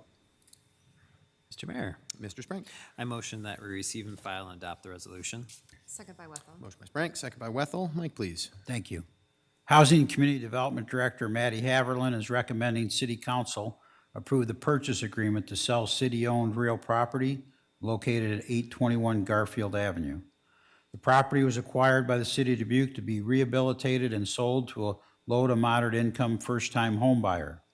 Rehabilitation of this property was completed and it was listed for sale in April of 2026. The original asking price was $214,900. The criteria that were used to select the buyer as follows. Number 1, the price is the appraised value or a lower value set by the Housing Department to remain affordable. Number 2, a low to moderate income household. Number 3, a first-time home buyer. Number 4, a housing choice voucher participant. Number 5, participant in the home ownership ready programs with the City of Dubuque or its partners, such as DePaco's Credit Repair Program. After the property had been on the market for approximately 29 days, the city received an offer from Haley Johnson, who met the criteria, and the offer was accepted on June 8th, 2026. I concur with the recommendation and respectfully request mayor and city council approval. Thank you, Mike. We're in a public hearing to consider city council approve disposing of city-owned real property located at 821 Garfield Avenue. Do we have anyone here to address us on this item? No one here? No one virtually? No input. Back to us then for any discussion. Mr. Spring? Thank you, Mr. Mayor. This was a property that sat on Garfield that was getting rehabbed by the Four Mountains Heart Program. So there was a lot of youth that put a lot of time and energy to make this house to be the beautiful home that it is. So I'm glad that great partnership with the city moved forward and continues to move forward. And just want to thank staff for making this happen as well. So thank you. Thank you, Mr. Spring. Ms. Wethel? I just want to second that, not just to our staff, but to the Heart Program staff. They do exceptional work, and yes, to tour this and to be toured by the folks who are in the Heart Program, who did the work, who have built new skills and built a house for somebody to live in. It's a great project, and I wish we could replicate it times 100, but there's people power involved, and but I love to vote for every one of these projects we get. Thank you. Thank you. Yeah, Mr. Mr. Mayor, I am on the Four Mountains Heart Board, and I tell you what, they're very excited, enthusiastic about working this work, making this house a wonderful place to live for future people. And the enthusiasm that both teachers and students have and workers, and I have also toured this house. It's a wonderful, the completion levels on this are wonderful. And so I'm really looking forward for somebody to get in there and just enjoy their life in Dubuque at this location. Thank you, Mr. Mayor. Thank you. All right. Motion here is to receive and file and adopt the resolution. Adrian, just call the roll, please. Wethel. Aye. Resnick. Aye. Kavanaugh. Aye. Leindecker. Aye. Roussel. Aye. Sprank. Aye. Staver. Aye. That motion passes 7-0. Next is public input. At this time, anyone participating in the meeting may address the city council on the action items on the agenda or on matters under the control of the city council. For all in-person attendees, please approach the podium and state your name and address when the mayor asks if there is any in-person input. For all remote attendees, please enter your name and address in the chat function or state your name and address over the phone when the mayor asks if there is any virtual input. If more than one participant would like to speak, then city staff will determine the speaking order of the participants. Individual remarks are limited to 5 minutes, and the overall public input period is limited to 30 minutes. Under the Iowa Open Meetings Law, the City Council can take no formal action on comments given during public input or that do not relate to the action items on the agenda. Thank you, Adrian. Welcome public input this evening.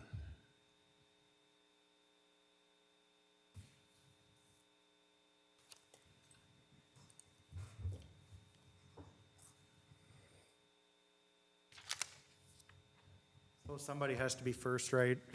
Mayor Kavanaugh and council members, my name is Nick Fish, and my address is 2040 Bunker Hill Road.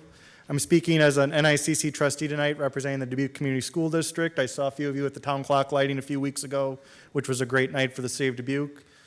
I was excited not only to see the proclamation for the Community of Colleges Week tonight, but I also for the city's support of the NICC's entrance site improvements. The first part of the renovation is expected to be complete next month, and we'll have 48 students in the classes downtown this fall for the CNA classes upstairs. And once we are fully done next year, we should have at least 120 additional students once those renovations are complete. The renovation that NICC is doing aligns with their strategic plan objectives of empowering learners, since NICC is ensuring that academic pathways are meeting student and workforce needs. This renovation was really based off of requests by employers in the healthcare field that we needed more CNAs in our community, and I'm hoping that we continue to fill that need. And it also is a result of collaborating with employers, and we're enhancing Dubuque's viability downtown. I do have strategic plan cards and a couple of photos as well, if you didn't get them from me at the town clock lighting. So thank you for your time. Yeah, you can hand those to Corey, actually, Nick, and she can just hand those around. Thank you very much. And thank you for your comments.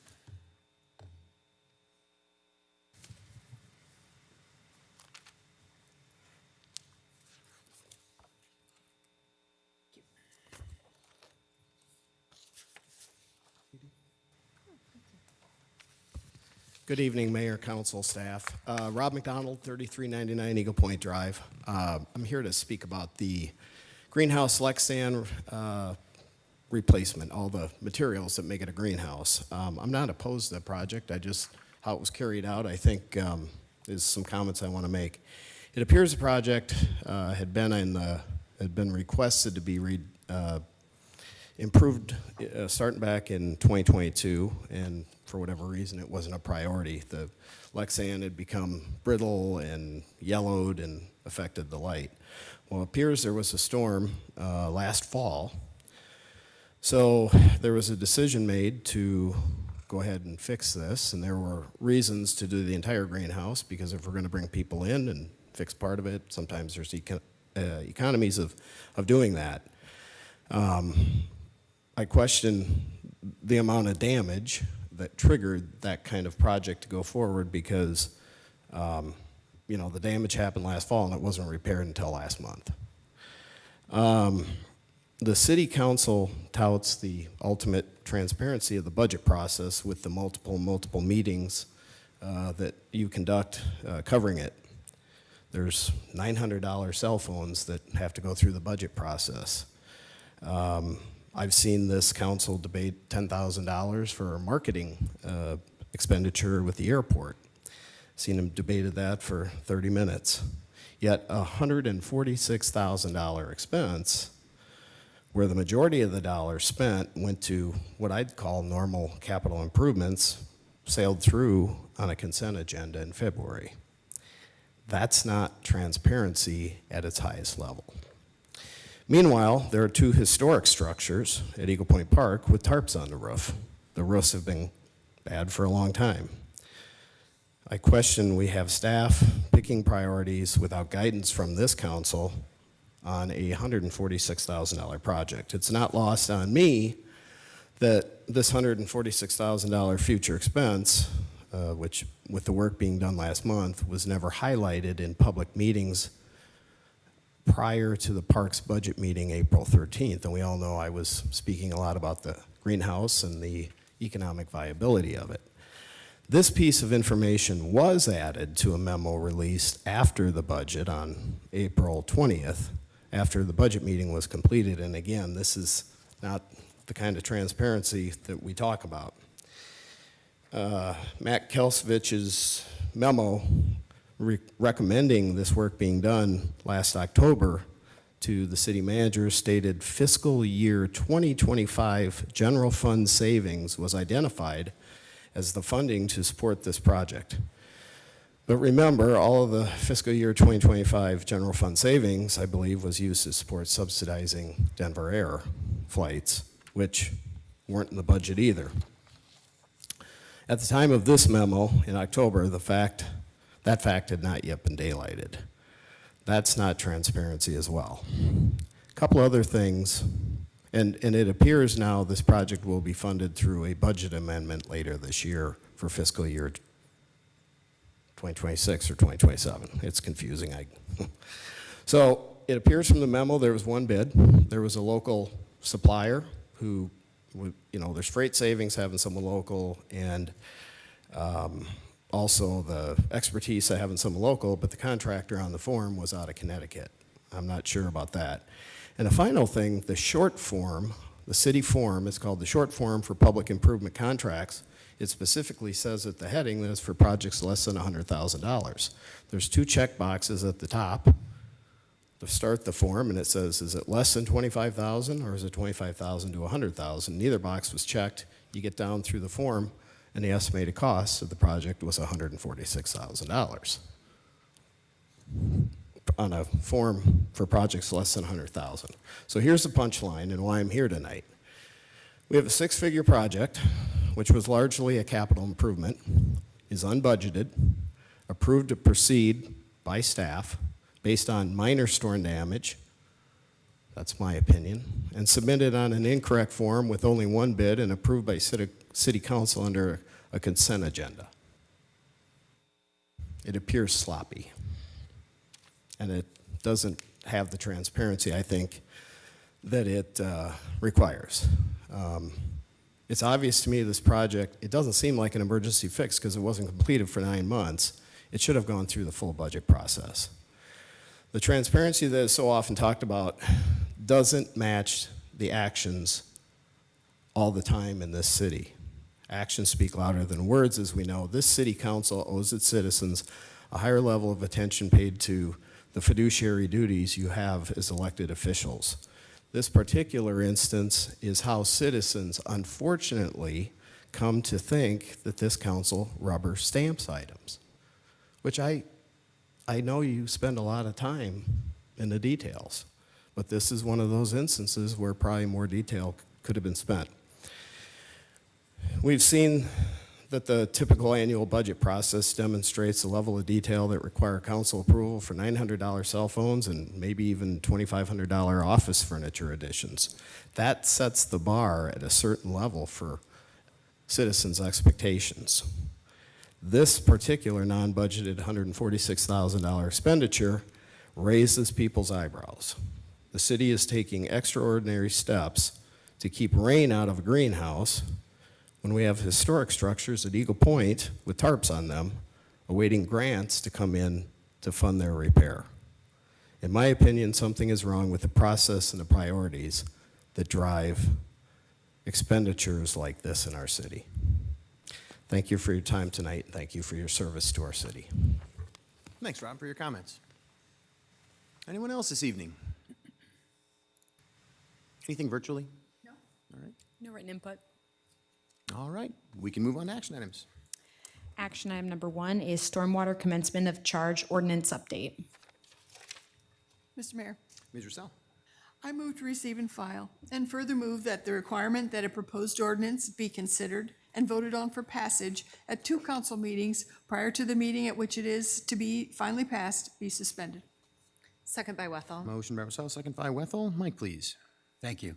City Engineer Gus Sahoyas is recommending City Council approval to amend Section 13-4-7 of the City Code to include explicit language establishing the commencement of stormwater utility charges for non-single-family residential properties. Under the proposed revision, billing would begin upon activation of the water main utility account or 90 days after site plan approval, whichever occurs first. Till individual units establish separate utility billing accounts, the developer or property owner would be billed at the rate corresponding to the total number of approved non-single-family residential units identified in the site plan. It is further recommended to amend Section 13-4-8 of the City Code to codify the longstanding practice of initiating stormwater utility charges 90 days after site plan approval for non-residential developments. Consistent with the proposed approach for non-single-family residential properties, charges would begin either 90 days after site plan approval or upon activation of the water main utility billing account, whichever occurs first. I concur with the recommendation and respectfully request Mayor and City Council approval. Thank you, Mike. Discussion, questions? Mr. Esmond. Mr. Mayor, I would just like to have someone come up and talk to how this will affect or not affect our rates that we're charging right now. It actually won't have any effect. This is the current practice of the city. We're just asking you to put it into the ordinance. All right, well, thank you. That's the biggest question I have, and I'd love to hear if you have something else. Mike, would you mind if he spoke about it as well? Sure.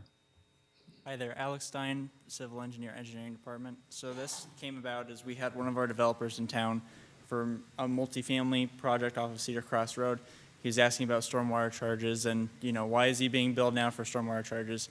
And for the past, I think about 20 years now, we've put in our site plan approvals that 90 days after site plan approval, your stormwater charge will commence, and that's because you're disturbing the ground, the grass cover's gone, you're getting more runoff off the site, and that's kind of our longstanding policy that we've had. But he was like, show me the code. So I went to our code, and our code actually doesn't say that. It says for non-residential properties, it'll commence at the time that you get the certificate of occupancy. And for non-residential, or I'm sorry, for residential, multifamily developments or condos, it basically didn't have any language. So we wanted to put this into the code and codify it. So in every site plan approval going forward, we no longer need to include this language. I see. So this language, it adds it says how it is. It actually, here's what we're doing and why we're doing it. And and we feel that these are very good reasons to do what we're doing, and we need to codify it. For sure, yes. Right. And how did that affect the developer? They just needed to know why we're doing it, or was this additional steps that the developer needs to take? So I think he was just questioning why he was getting a bill, that because his site wasn't fully developed yet. And even knowing every site plan that we've put out, we put in there 90 days after site plan approval, in our actual code, it doesn't say that. And in his specific letter, we mistakenly forgot to put that 90 days after site plan approval in there. So we didn't have anything to tell him about when his stormwater would actually start for his multifamily complex. And so right now, we're just going based off of certificate of occupancy, because that's the closest to multifamily that we have is, the commercial properties and industrial properties in town. I mean, so he had a legitimate concern, and we're trying to answer that. For sure. We're trying to address it as well and fix it for the future. And it seems reasonable to me that we're doing, the reason we're doing what we're doing. And he had a reasonable question as well. Oh, for sure. It was definitely reasonable. And, I've only been here 2 years, so it's the first time that I've looked at this code, and I'm like, why does it say in the ordinance this, but we're doing this? I'd like to make the ordinance the same as what the practice that we're doing. So it's clear to our citizens and developers as well. Great. Thank you. Thank you, Mr. Mayor. I do have a question, I think, that's going to be important for you to stick around too, sorry. But, I'll come to Mr. Sprank too. Yep. Alex, generally when a site plan is approved, they're going to start work fairly soon. They don't just wait 5 years to build the building. They're going to start building. So I get the point of that. Oh, the ground's going to get disturbed. So. Yep, for sure. Okay. All right. Thank you. Thank you. Do we have a sense of this? This doesn't seem like it'd be out of whack from what other cities are doing. I mean, is this far from? Are we doing something really different than cities around us, or is this pretty similar? I think it's pretty similar. And the reason that we're moving away from getting the certificate of occupancy is because it's hard for utility billing and our department to know when that's actually taking place. So doing it 90 days from site plan approval is something that we can keep track of very easily, and utility billing can also keep track of very easily. Mm-hmm. And as you mentioned, if we set that expectation up front for developers themselves who are building these buildings, then they'll know that's the expectation and everybody's on the same page. It's not something just slipped in at the site plan approval. It's something, that'll be in our code that we can always look back on and we can be transparent about as well. Got it. Thank you. Thank you for answering that. Other questions or discussion on this? Okay. I appreciate the fact that you took, as a department, and you yourself, took the initiative to say, all right, this isn't clear to everybody. Let's make it clear. Because it did help to be able to see this. And what you said there about aligning utility billing and what you were doing in the engineering department, I think is really helpful. To have departments on the same page and then same page as developers themselves and everybody who's doing this work. I appreciate that. So thank you very much for bringing it forward. Thank you. Okay. Well, the motion here, and thank you for being up to answer those questions too. Motion here is to receive and file, waive the 3 readings. Adrian, would you call the roll, please? Wethel. Aye. Resnick. Aye. Kavanaugh. Aye. Leindecker. Aye. Roussel. Aye. Sprank. Aye. Staver. Aye. Motion passes 7-0. Mr. Mayor, Ms. Roussel? I move final consideration and passage of the ordinance. Second by Wethel. Motion by Roussel, second by Wethel. Adrian, would you call the roll, please? Wethel. Aye. Resnick. Aye. Kavanaugh. Aye. Leindecker. Aye. Roussel. Aye. Sprank. Aye. Staver. Aye. Motion passes 7-0. Action item number 2 is fire cost recovery ordinance.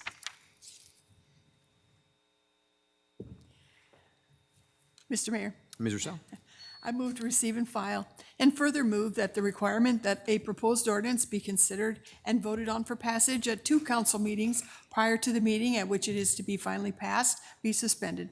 Second by Wethel. Got a motion by Roussel, second by Wethel. Mike, please. Actually, this is Jason. Oh, Jason, I'm sorry. Sure, Mr. Mayor, thank you. This is the fire cost recovery ordinance that council had considered back on May 18th and asked staff to please take it back and make some revisions. We have made those revisions. I went back through the meeting and I listened to all of council's comments, and I believe I've been able to address each of those in the revised ordinance.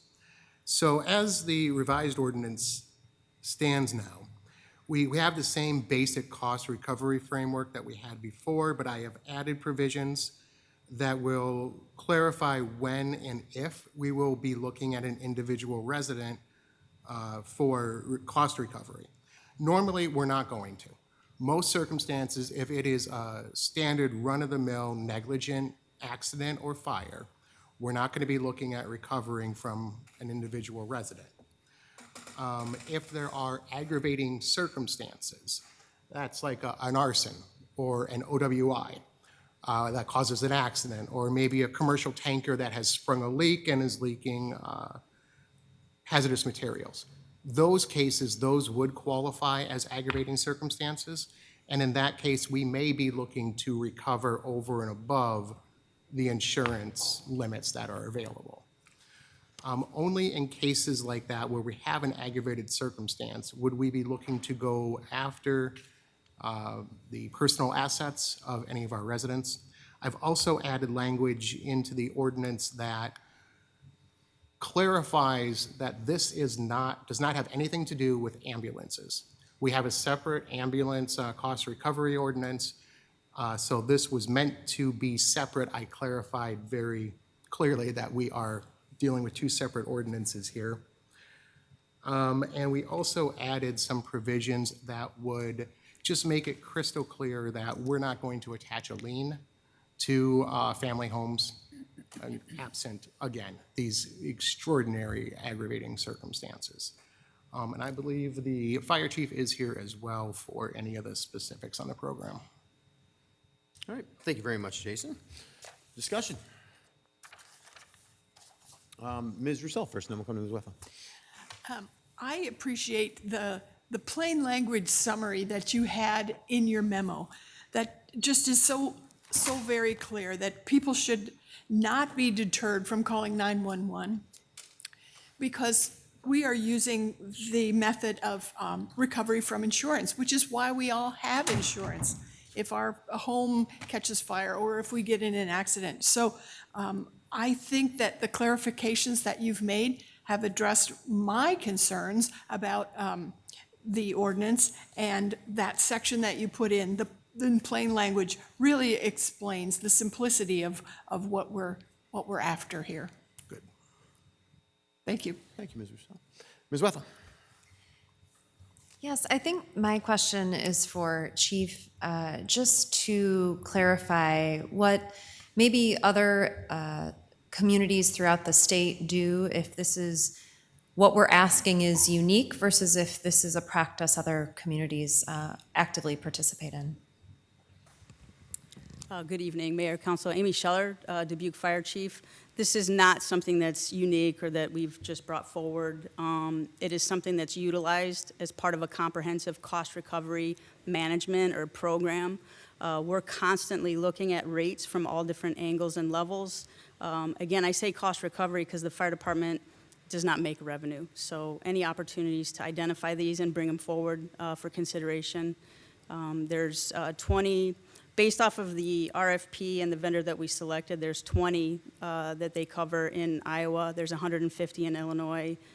There's approximately 50 in Wisconsin. They do 60,000 transactions, and we're looking at approximately 500 transactions that would happen in Dubuque, so it's a very, very small percentage. So it's something that's used across the United States. Appreciate that. Thank you. I think that the key is what you're asking is for us to not leave money on the table. I'm interested to know what other concerns my council colleagues have, but certainly I think that we must do what's appropriate in billing of insurance providers as we look to really take care of our residents and do it efficiently and with fiscal responsibility. So thank you. Thank you. Mr. Mayor, thank you very much. So is the new ordinance, does it include clarifications only, or are there substantive changes? There are substantive changes. Subsection D is new, and subsection D has a bunch of resident protections in it. That is limit on cost recovery and collection. So that language in D is all new from the last time that we were here. So subsection D improves, as far as the citizens are concerned, it improves the situation in that if there's a change in cost, it is less cost for the residents. Is that true?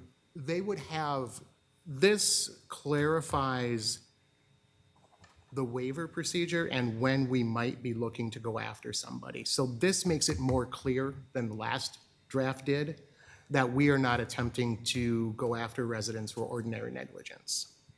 So if there are real changes, there must be real cost. So could you tell us maybe about how you think these changes will affect the cost of our services and, budgetary I think effect? this would let us recover, I believe the chief has some figures about what we could be looking at per month on these fees. Yeah, if I understand the question correctly, you're asking about the cost recovery that we could regain annually? I guess, but and really the cost to the residents in general. So is your budget going to be higher? Are you going to need more funds in your budget to cover the change in this ordinance? We would need less funds in our budget because we'll be recovering costs associated with those responses that qualify. Great. And thank you very much. And did you consider capping any costs? I know if someone is part of the problem here, that, you expect them to contribute to the fees. Have you considered a cap on that, or they are responsible for everything? The cap that we have in the ordinance now is if it's an ordinary accident, ordinary negligence kind of a case, the cap is whatever the insurance limits are.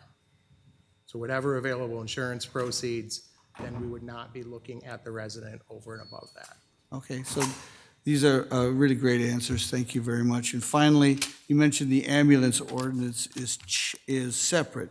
Do you anticipate a change? Do you anticipate a review of the ambulance ordinance or a change in it? I'm sure you've looked it over.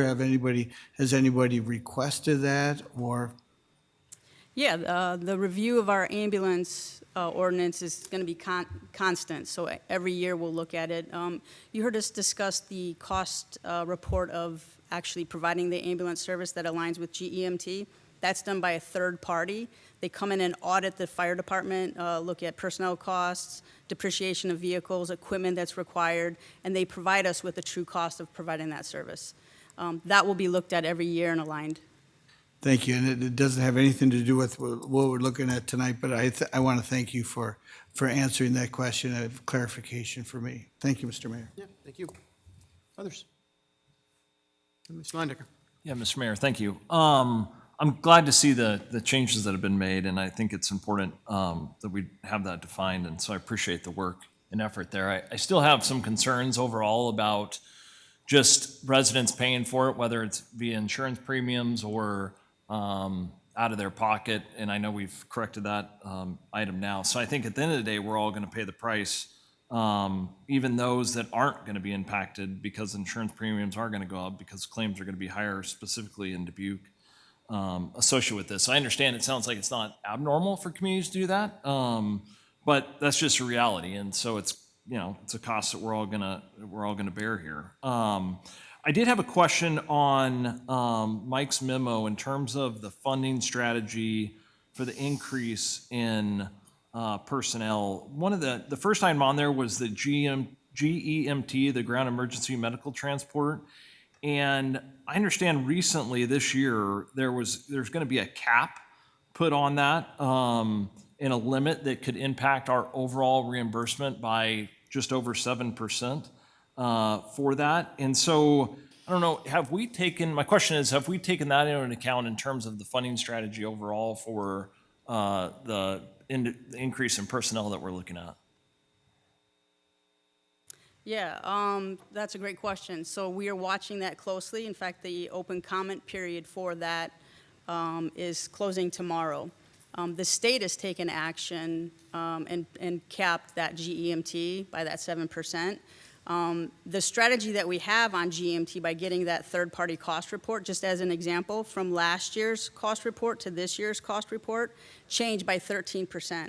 So that fee is still plus several percentage.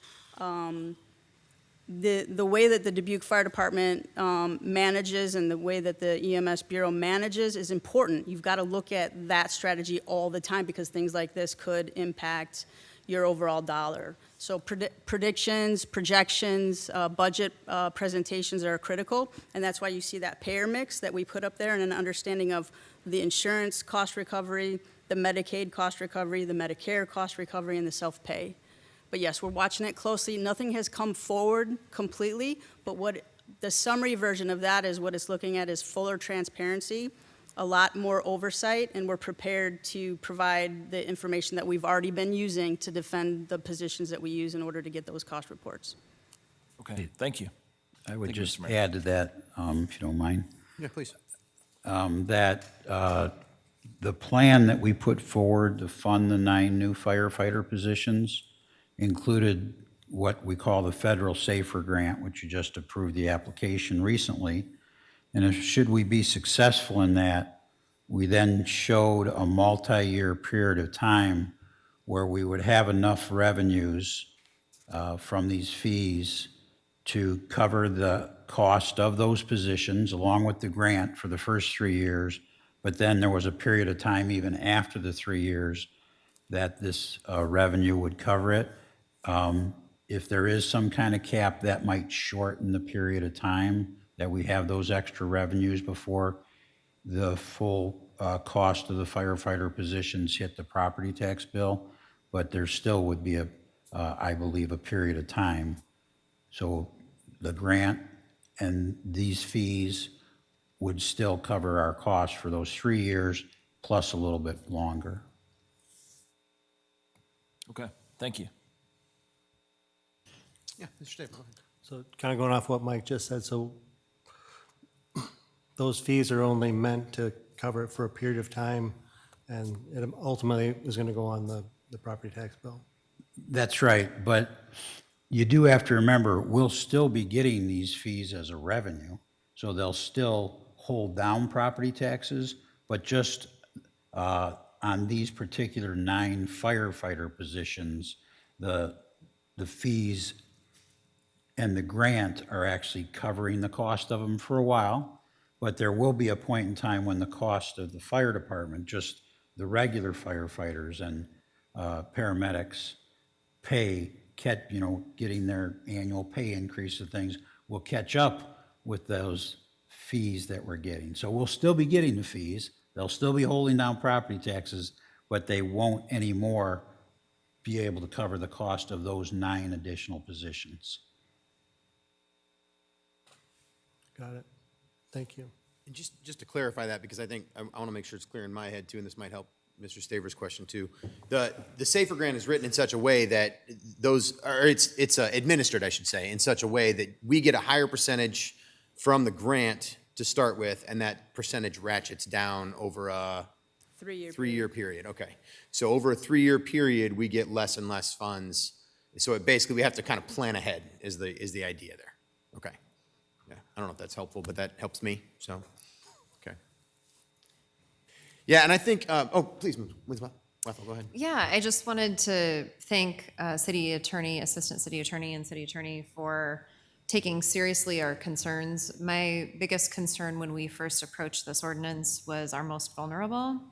And specifically on page 4 of 14, the number 3, where no applicable insurance coverage exists and no aggravating circumstances applies, mitigation costs assessed against a natural person shall be waived. And so to me, that's what was most important in looking for a change. I really appreciate you taking that seriously. It means also, with the work you've done, that we're not balance billing people, meaning we're not taking what insurance doesn't cover and billing for the rest. To me, that is an ugly piece of what can happen to folks and put them into debt quickly. But we're not doing that. I'm just going to say I am not in the business of protecting insurance companies. I'm in the business of protecting the people and the assets of the city of Dubuque. I feel great about supporting this. Thank you very much for all your work on it. Yeah, and I appreciate all the work that's gone into this. I'm very thankful that we did take a pause and you went back and worked a little harder on this to try to figure out a way we could do it, because we did have some legitimate concerns, and I think they are addressed here. And I want to kind of summarize, to put this into some sort of larger perspective too about what this is truly all about, because this discussion started with the desire to make sure that we have the firefighters that we need on the apparatus that they're taking to a call, so that we have the safest community we can possibly have. We heard that loud and clear from our firefighters in our department and from you, Chief, and your leadership. And I think that the problem solving to try and solve that problem that we've done here has been, I think it's been very well done. These are not easy things to do. And kind of take the insurance issue for a second. I actually don't think, I heard several different arguments here, and I don't think either of them are wrong necessarily. We do have an insurance issue in the state of Iowa. Anybody who pays their insurance bill knows this. It's a challenge right now, and that is something to be concerned about. It is an overall concern that I think we need to work with state government and federal government to address in some way with the insurance industry. I do think that overall, the number of claims that occur do drive insurance costs. I mean, that's just the basics of how this works. However, there is the other side of this coin where we're allowed to bill for these services. Insurance has the role of paying for those services for the people who have them. And if we're not doing that and other cities are, we're left behind in that. And we have a goal here. We have something we need to do. We need to be able to have the firefighters that we need. We need to be as staffed as we can possibly be, and then we need to get there. Do we also need to get there by making sure we're looking at our entire budget? Absolutely. Every year, every single year, we should be doing that and thinking about that. I don't think we're currently overserving the people of Dubuque with services. I don't think that that's occurring, but I do think we need to keep looking at that and seeing how we can do it. And with the fire department and every other department, figure those things out. It's part of the bigger equation. But right now, with this that's right before us, I'm very happy with what I'm seeing here, and I'm looking forward to voting for it because I think we need to do it. We need to take this step forward. It's part of the larger plan, and I appreciate that plan that's coming together. I do think that we are seeing a good plan come together. So fingers crossed on the SAFER grant. That's the one thing that's making me nervous, just because when you're asking for federal grants, it's always sort of nerve-wracking. We've got another item right after this that's sort of in the same boat. But I think we wrote a strong application for that. I think we're moving forward as best we can in that way. So all in all, thank you for the work that you're doing. Thank you to the whole department for speaking up. Thank you to the city council for continuing to do our best to try and move this forward in some way, so we do have everyone that we need working at the fire department, and then are able to recover these costs in the way that you have described, Chief. So thank you for all this work. Thank you. Anything further before we move on? Yeah, Mr. Landecker. Sorry, did have one more question. Chief Scheller, you mentioned earlier that we review the ambulance ordinance every year. Is the plan we will review this ordinance every year as well? Is that kind of the cadence of ordinances, or? This ordinance has an automatic escalator built into it for the fees that are being charged. So I think that's part of what is with the review for the ambulance ordinance on a yearly basis. So this is not currently in a schedule to be reviewed at a particular time each year, but we could certainly have it added someplace if you wanted. Okay, yeah, that's where my thought was going. If we find out something's not working, or, we have the ability to reopen it up and look at it. Oh, absolutely, and council would have the ability at any time to come back and tell us that we're not doing it how you want us to do it, and have us revise the ordinance again. Okay, thank you. I think a very logical place to have an update on that would be during the budget presentations that we receive on a regular basis. And if we want something before that, we can always ask for it. I think that's totally fair, to look at something that's new that we've never done before and have some sort of a review of that at a certain point. Okay. All right. Well, thank you very much, Chief. And thank you, Jason, for your presentation as well. All right, the motion here is to receive and file and waive the 3 readings. So Adrian, would you call the roll, please? Wethel. Aye. Resnick. Aye. Kavanaugh. Aye. Leindecker. Aye. Roussel. Aye. Sprank. Aye. Staver. Aye. That motion passes 7-0. Mr. Mayor, Ms. Roussel. I move final consideration and passage of the ordinance. Second by Wethel. Got a motion by Roussel, second by Wethel. Adrian, would you call the roll, please? Wethel. Aye. Resnick. Kavanaugh. Aye. Leindecker. Aye. Roussel. Aye. Sprank. Aye. Staver. Aye. That motion passes 7-0. Action item number 3 is 2026 Federal Emergency Management Agency Building Resilience Infrastructure and Communities Grant Application, B Branch Creek Flood Mitigation Project, 17th and West Locust Corridors, approved grant application submission. Mr. Mayor? Mr. Resnick. I move to receive and file and adopt the resolution. Second by Wethel. Motion by Resnick, second by Wethel. Mike, please. Thank you. City Engineer Gus Ahoyas and Assistant City Engineer Bob Schissel recommending City Council adopt the attached resolution approving the filing of the application with FEMA for a 2026 BRIC grant application to assist with funding for the proposed B Branch Creek Watershed Flood Mitigation Project, 17th Street and West Locust Street stormwater improvements. The anticipated funding proposed in the BRIC grant application is summarized as follows. The FEMA BRIC grant from the federal government would be 75% of the cost, or $11,325,000. The state of Iowa would contribute 10%, which is $1,510,000. And the city local cost share would be 15%, which is $2,265,000, for a total project of $15,100,000. The capital improvement program budget for fiscal year 2027 through fiscal year 2030 has $12,275,000 programmed in the street, storm, sanitary, and water funds that could be used to cover the city local cost share. I concur with the recommendation and respectfully request mayor and city council approval. Thank you, Mike. Any discussion on this item? Mr. Mayor. Mr. Resnick. I was hoping that a member of city staff could come up and talk to us about the situation at 17th and West Locust that still need to be addressed. And we've seen so much success in the B Branch system as far as not only mitigating the floodwaters, but just being a beautiful area for the community. But I would be interested for them to know what's the current situation at 17th Street and the West Locust situation. Good evening, Bob Schissel, Assistant City Engineer. The conditions today, we are still experiencing urban flooding in the 17th and West Locust corridor, when we get heavy rain events. So the purpose of this BRIC grant is to assist in funding stormwater-related improvements, basically installing new, larger capacity storm sewers or storm sewer in both of those corridors. We also looked at, when we were evaluating the grant and going through the various scenarios, we also looked at the upper reaches of West Locust, say we looked at from 17th all the way up to Rosedale.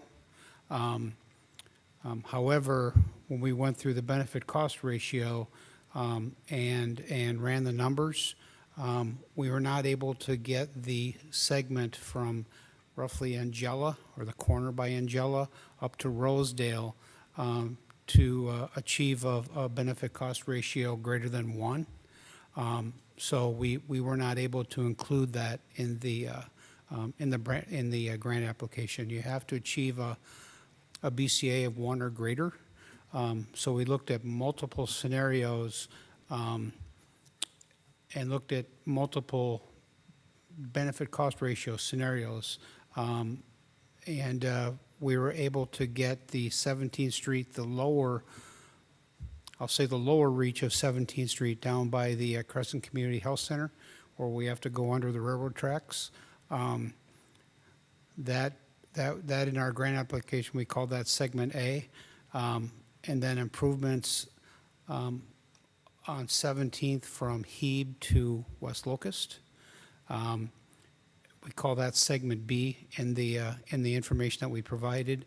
And then segment C was from, on West Locust, from 17th up to the corner by Angela. And those combined A, B, and C segments that were able to get a benefit cost ratio of 1.17. So that was the focus of the BRIC grant application that we compiled. And I noticed that wasn't 17th Street and West Locust, weren't they featured in a recent flood video that happened within just this spring? Didn't we have some video taken of some serious flooding? Yeah, we did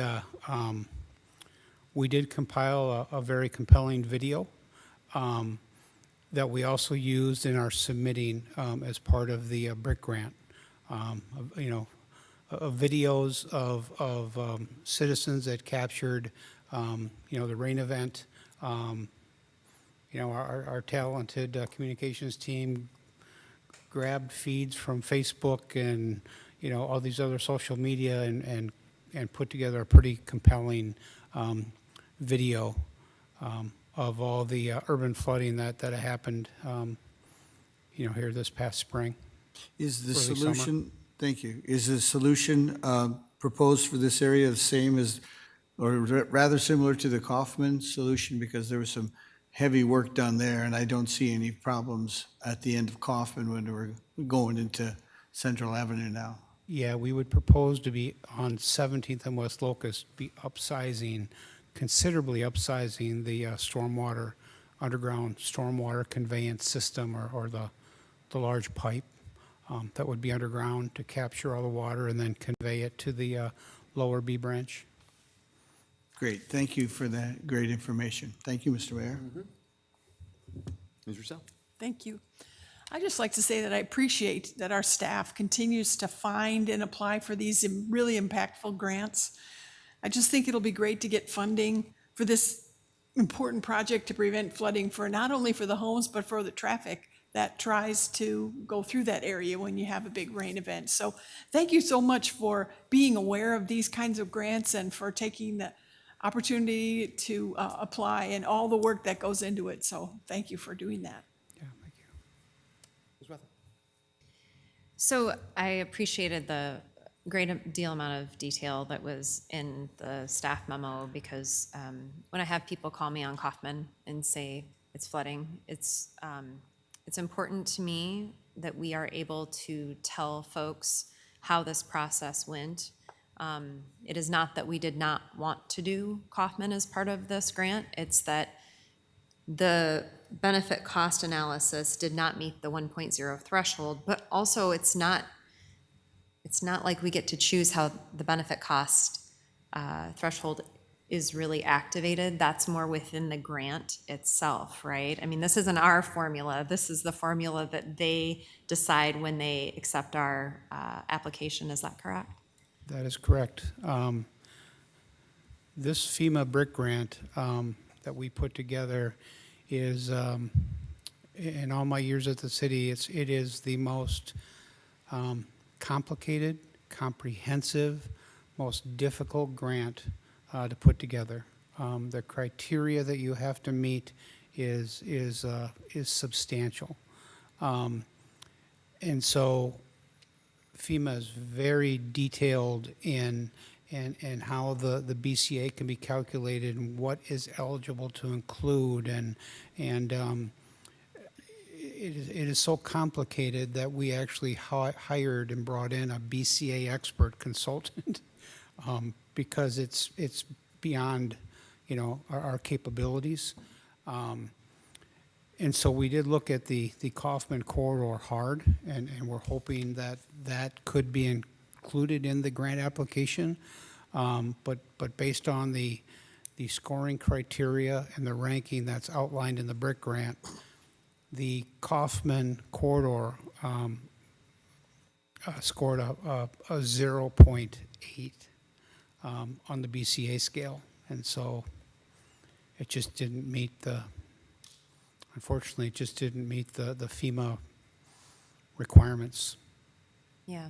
Mr. Mayor, if I could just Please, add Mike. something to that.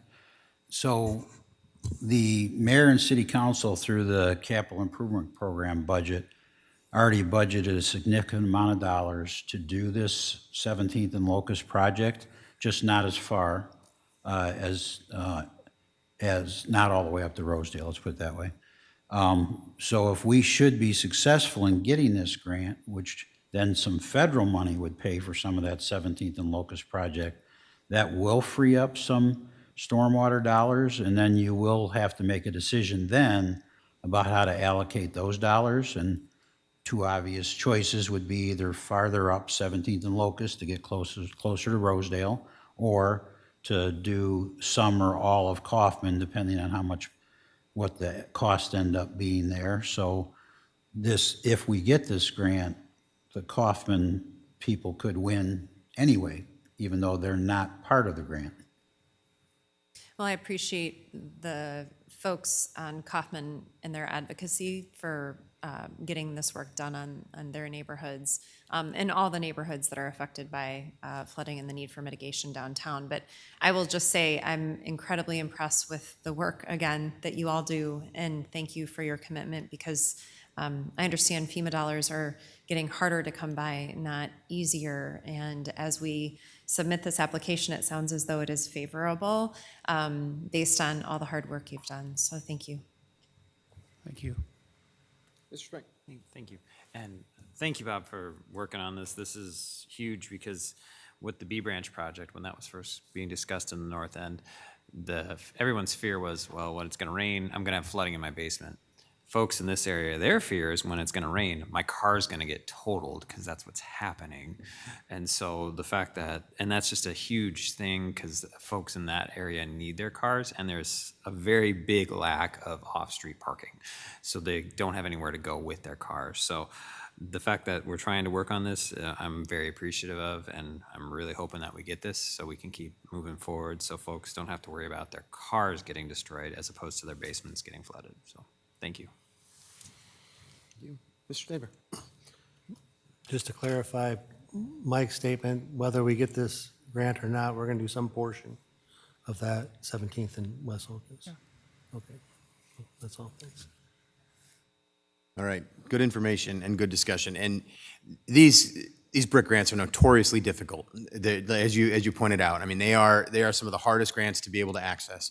But I think, as you said, I'm really impressed with what you put together here. I think that we have a really good shot at being able to do this. And I think it was really important that we did get the expertise to be able to make sure that we're trying to meet those qualifications for that benefit cost analysis. And I think this could do it. So let's hope so. And even if it doesn't, we are going to continue to work. And it's not that one area is more important than the other. I think we're hearing all the voices who are talking about this on 17th and Locust and up Kaufman further. It is just, if you looked at the list here of the B Branch, I've been looking at this list for years now as I've talked about the B Branch to other places, and you see those things that are unfinished, and those are the ones that just bug you.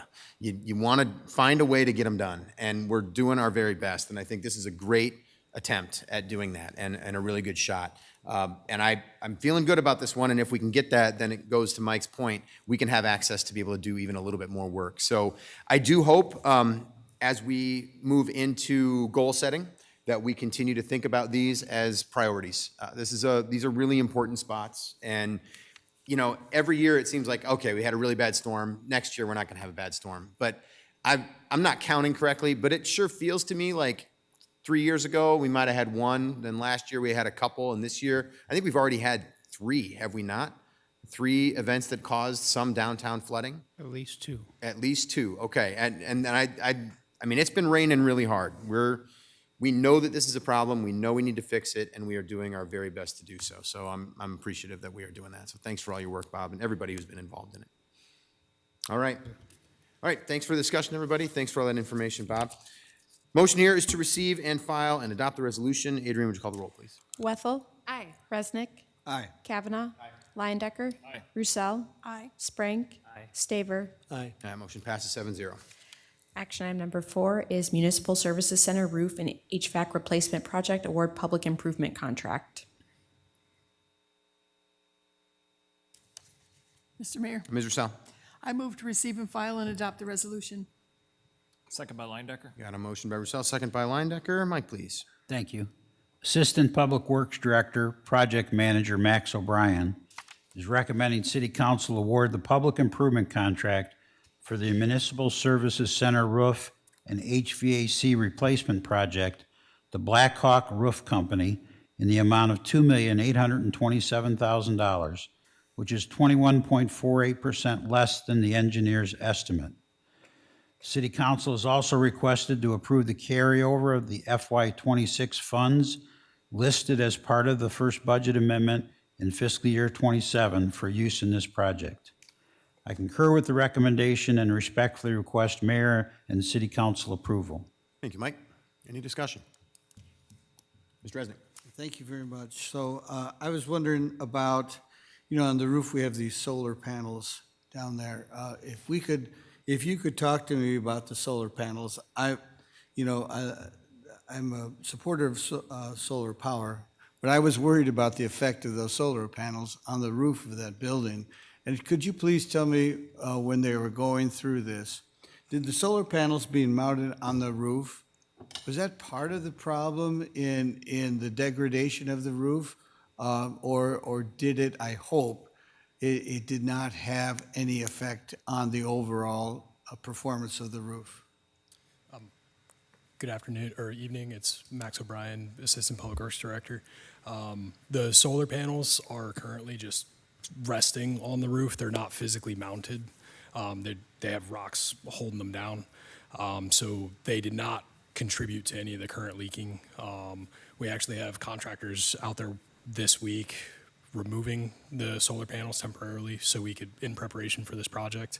And we coordinated with through the design process, coordinated with the structural engineer, just made sure, like, hey, these are going back. Just make sure that the truss supports and things like that would be able to support the weight, and that's all been verified. The existing roof can support the existing solar panels. They're not mounted. They won't be mounted with the new roof system. So I guess regarding the roof itself, little to no impact.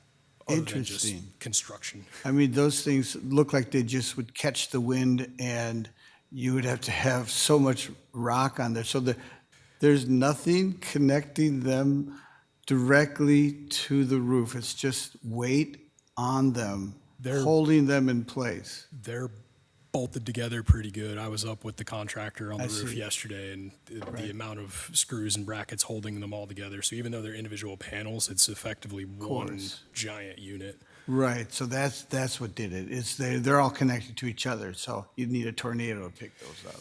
Hopefully not, but yes. Okay, so the other thing about the solar panels is there's been a great improvement in solar panels since we did that like 15 years, 10, 15 years ago. Are they still working at a good rate? Is it worth putting them back up? Should we look for a grant to replace those panels? Could you tell me about the solar panels? That's all I want to hear about tonight. Yeah, the solar panels are actually leased, so we're 15 years into a 25-year lease. So coordinating with the panel owners, just kind of giving them a heads up that this project's happening, and they're the ones doing the removal right now. We actually did look at the efficiency, and they identified some improvements they could make. So while the panels are down, they're going to be working on the inverters and things like that just to up the efficiencies. I see. So great. And they have saved a lot of money, right, as far as supplying electricity to that building, and then it goes into the grid, or how does that work? Full disclosure, I'd have to look into the exact dollar figures. I have looked at some of the bills that we get from Alliant, and I know we get a credit back from that, but I'm not 100% sure on what the exact dollar figure is. I'd have to look into. There is savings. I just couldn't right now. I should have tell warned you if I wanted that specificity. But I know that they do, and I'm sure you look at that, maybe not right now, but, and I just wanted to see if that was worth doing, and if the solar panels, and I'm glad to know that I was wrong in my There worry. there is a savings. I'm just not 100% sure Sure. exactly how much. Right. Well, but you've given me all good news tonight. Thank you. Thank you, Mr. Mayor. All right. Seeing no further comments or questions, thank you very much, Max, for being here to answer questions. Motion here is to receive and file and adopt the resolution. Adrian, would you call the roll, please? Wethel. Aye. Resnick. Aye. Kavanaugh. Aye. Leindecker. Aye. Roussel. Aye. Sprank. Aye. Staver. Aye. Motion passes 7-0. Action item number 5 is work session request, Iowa Senate File 2472, and impacts on the city of Dubuque. Mr. Mayor, Ms. Russell. I move to receive and file and set the work session for August 3rd at 5:15. Second? Motion by Russell, second by Resnick, right before a city council meeting. Adrian, would you call the roll, please? Wethel. Aye. Resnick. Aye. Kavanaugh. Aye. Leindecker. Aye. Roussel. Aye. Sprank. Aye. Staver. Aye. Passes 7-0. Action item number 6 is work session request, Imagine Dubuque update. Mr. Mayor, Mr. Sprank. I motion that we receive and file and set the work session for August 3rd at 6 o'clock. Second? Motion by Sprank, second by Resnick. Adrian, would you call the roll, please? Wethel. Aye. Resnick. Aye. Kavanaugh. Aye. Leindecker. Aye. Roussel. Aye. Sprank. Aye. Staver. Aye. Motion passes 7-0. Action item number 7 is work session request, Central Avenue and White Street Corridor Traffic Study. Mr. Mayor, Mr. Resnick. I move to receive and file and set the work session for September 8th at 5:15 PM. Second by Wethel. Motion by Resnick, second by Wethel. It says Tuesday, just noted that that is a city council meeting because that's the day after Labor Day. So we're moving that to Tuesday, the 8th. All right. Adrian, call the roll, please. Wethel. Aye. Resnick. Aye. Kavanaugh. Aye. Leindecker. Aye. Roussel. Aye. Sprank. Aye. Staver. Aye. Motion passes 7-0. Action item number 8 is dementia simulation experience at Carnegie Stout Public Library video. Mr. Mayor, Mr. Resnick. I move to receive and file and view the video. Second by Wethel. Motion by Resnick, second by Wethel. We can roll the video, Eric.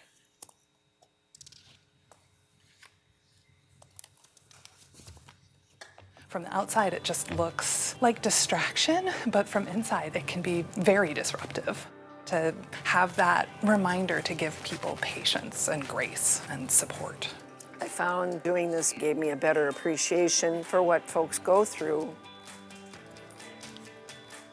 Each of these dementia simulation workshops starts with a presentation where the experts from Stonehill give a lecture about what dementia is, and then it jumps into the hands-on workshop portion where the attendees take turns wearing the headphones that do the auditory hallucinations, glasses that change the way you see things, gloves that make it harder for you to do fine motor skill tasks, daily activities that you have to navigate through. I wanted to come and learn more about what a dementia patient experiences so that I could understand better what somebody I love might be going through.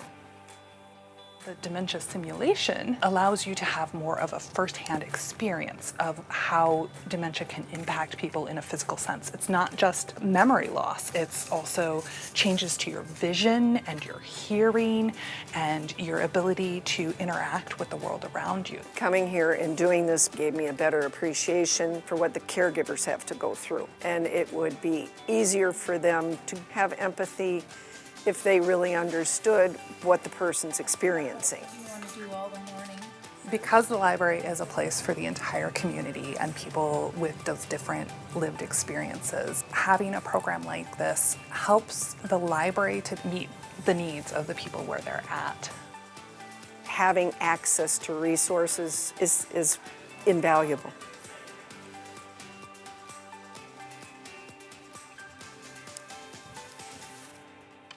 Well, thanks to our communications department for putting that together and for Carnegie Stout for having programming like that. I think that last line said it all, just the invaluable nature of having those things available for anybody there. And anybody who's been through a simulation like that one, they really do make an impact. And it's a great thing to be able to offer. So I'm really glad to see that the library is doing that. And great to have that video there. All right, motion was to receive and file, watch that video. Adrian, could you call the roll, please? Wethel. Aye. Resnick. Aye. Kavanaugh. Aye. Leindecker. Aye. Roussel. Aye. Sprank. Aye. Staver. Aye. That motion passes 7-0. Action item number 9 is Iowa Amphitheater project completion video. Mr. Mayor, Mr. Resnick. I move to receive and file and view the video. Second by Sprang. Motion by Resnick, second by Sprank. We can roll the video, please, Eric.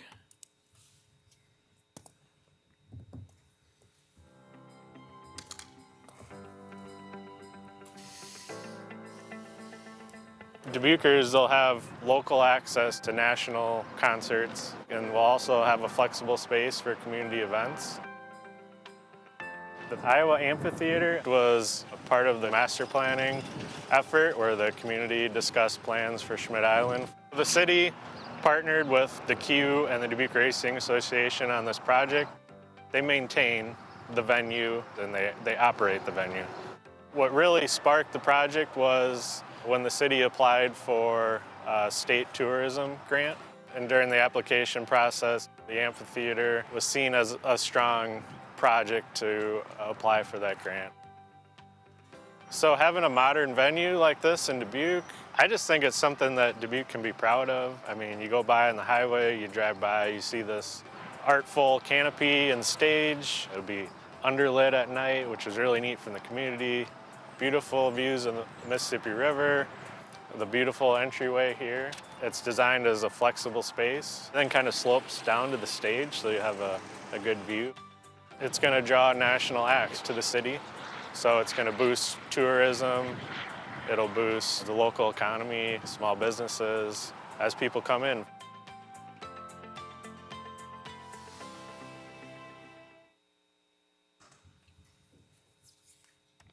Go ahead, Mr. Resnick. Yeah, thank you, Mr. Mayor. It's seeing this, it just makes me wonder, they talked about community events, and who would people talk to about arranging a community event at there? Is it at the Q or the city clerk? Or looks like a safe place. I know people are looking for safe places to meet with large groups of people. So what's the process? It would be the Q and the DRA.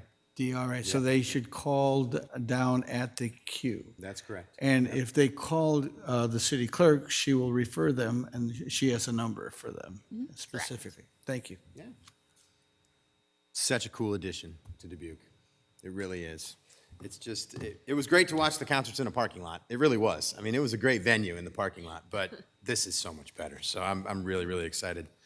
All right, motion there was to receive and file, watch that video. Adrian, would you call the roll, please? Wethel. Aye. Resnick. Aye. Kavanaugh. Aye. Leindecker. Aye. Roussel. Aye. Sprank. Aye. Staver. Aye. That motion passes 7-0. Next are council member reports. What do we have tonight, everybody? Mr. Resnick. Well, Mr. Mayor, I might as well just talk about, there was we're very happy and very lucky, really, to have a 100-piece community band that plays 5 concerts for our residents and anybody who wants to come. And I just wanted to let you know that we recently had a concert that just was really focused on Dubuque history. So the director, which was me, was able to find just on this day, July 16, when we did that, all these things that happened in Dubuque in our history. So they talked about the Trappist monks coming from Ireland. Abraham Lincoln visited here and stayed at the Hotel Julian. Roald Amundsen, who's a famous polar explorer, came to Five Flags and visited also at senior high school to talk about his. On that day was the tragic death of Lewis Murphy, and coming back from Wisconsin. And now, of course, we honored him with Lewis Murphy Park. On that day was the Our Town Clock Committee's first meeting, and of course, several people here were at the town clock lighting. And then we talked about Wayne King, who was, back in the day. He's called the Waltz King, and we played. But that's just one day in Dubuque history. There's so many fascinating things that have gone on and in Dubuque and which will go on here in the future with so many exciting things. I just wanted to talk about those things. And I'm, again, very excited to be in Dubuque, where so many great things have happened and will continue to happen in the future. Thank you, Mr. Mayor. Thank you. Ms. Wethel. I too want to mention the lighting of the town clock that happened on Friday, July 10th. So collaboration with Dubuque Forward and many partners to make that happen, and they raised the funds for that, and grateful for their collaboration. I do want to acknowledge Mr. Nelson Clevitter. They very much give him the credit for coming up with the idea of lighting the town clock many years ago and kind of reigniting that through Dubuque Forward. And so hats off to Nelson in his thinking forward on that. Since our last meeting, attended Horizons Conference put together by an organization called Jobs for the Future in Washington, D.C. as part of a panel for the Bipartisan Policy Center. They put together a panel called Local Leaders, National Impact, How States, Counties, and Cities Shape America's Talent Strategies. I was fortunate to be on a panel with Executive Director of Workforce Development for the state of Iowa, Beth Townsend, as well as officials from Baltimore and the state of Maryland in talking about workforce strategies, specifically in Dubuque, talking about how our child care initiatives went back to working with our partners as far back as 2016. First, to identify the problem, then for us all to convene with one another and really to work with partners and then execute the strategies. And one piece, I spoke to some folks from the organization after, and I said, I hope I didn't get too policy heavy. And they said, Katie, this is DC. We like policy.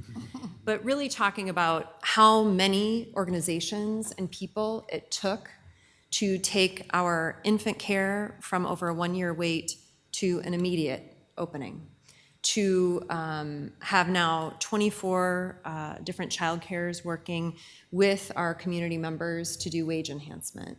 So the work is not done, but received a very warm welcome, and I would say that I just got to tell the story, but I did so humbly acknowledging Mayor Roy Buell, so many partners on City Council back then, the Community Foundation of Greater Dubuque and Greater Dubuque Development. So I appreciated the opportunity. It was fully funded and paid for by the Bipartisan Policy Center, and so I want to make sure folks know that it was not paid for by City of Dubuque. Thank you. Thanks. Ms. Rousseau. Thank you. The Friends of Dubuque Parks, our board, took some time at our last meeting to write personal thank you notes to all the staff at the Park and Rec Department and delivered them to the annual Park and Rec meeting on Park and Rec Professionals Day. And they were really greatly appreciated, being recognized. Our next event is Sunday, July 26th at 1 o'clock. We're going to do a park cleanup at A.Y. McDonald Park after Ragbri, so there might be a few things to do there. If you want to join us, check out Volunteer Dubuque. Thank you. Thanks, Ms. Rousseau. Anything else? Well, I got a couple. First, we got absolutely trounced in the Miracle League All-Star game the other day. And I just want to congratulate the Miracle League team. They are incredible, as they are every year. Their swings were as big as their smiles. I mean, honestly, it's just the most fun day to go and do that. One of these days, it'll be cool enough for us to actually play at the field. We got to go to Hempstead High School. They welcomed us to be able to play the game there. But those of us that were there, biggest hitter was Mr. Leindecker's son. He was an absolute ringer. So thank goodness that we had him, because he was the fastest on the team and absolutely the greatest hitter, so I'm glad he was there. But it was so much fun. So thanks to everybody who was able to do that, and I'm looking forward to next year again, too. And then we got Ragbri. You mentioned Ragbri coming. It's on its way. So it's going to be a hot one for them this week. So they're really going to be looking forward to coming into Dubuque. They're going to be looking forward to going home, too, but I know they're going to be very welcomed here. All day Saturday, what I would suggest is that if you're anywhere near the route, just have a party. Have a big old party. Just set up in the front lawn, wave at everybody, maybe spray them with a hose now and then, because it's probably going to be nice, but just have a big old party. And we appreciate everyone's patience as you're trying to make it through town, because RAGBRAI is going to be, it's going to be a big deal as we get through the city. But the police have a great plan. The fire department has a great plan, emergency services. And then everybody who's planning the fun stuff has an even better plan. So really looking forward to it. Can't wait to welcome everybody to Dubuque. It's going to be just a blast. All right, we have a closed session this evening, so I'll take a motion, please. Mr. Mayor. Ms. Wethel. I move that we go into closed session according to Chapter 21.51J Code of Iowa to discuss purchase or sale of real estate. Second by Leindecker. Got a motion by Wethel and a second by Leyendecker. For the record, City Council, the attorney the City Council will consult with on the issues to be discussed in closed session is Assistant City Attorney Jason Lehman. Adrian, would you call the roll, please? Wethel. Aye. Resnick. Aye. Kavanaugh. Aye. Leyendecker. Aye. Roussel. Aye. Sprank. Aye. Staver. 7-0, we are in closed session.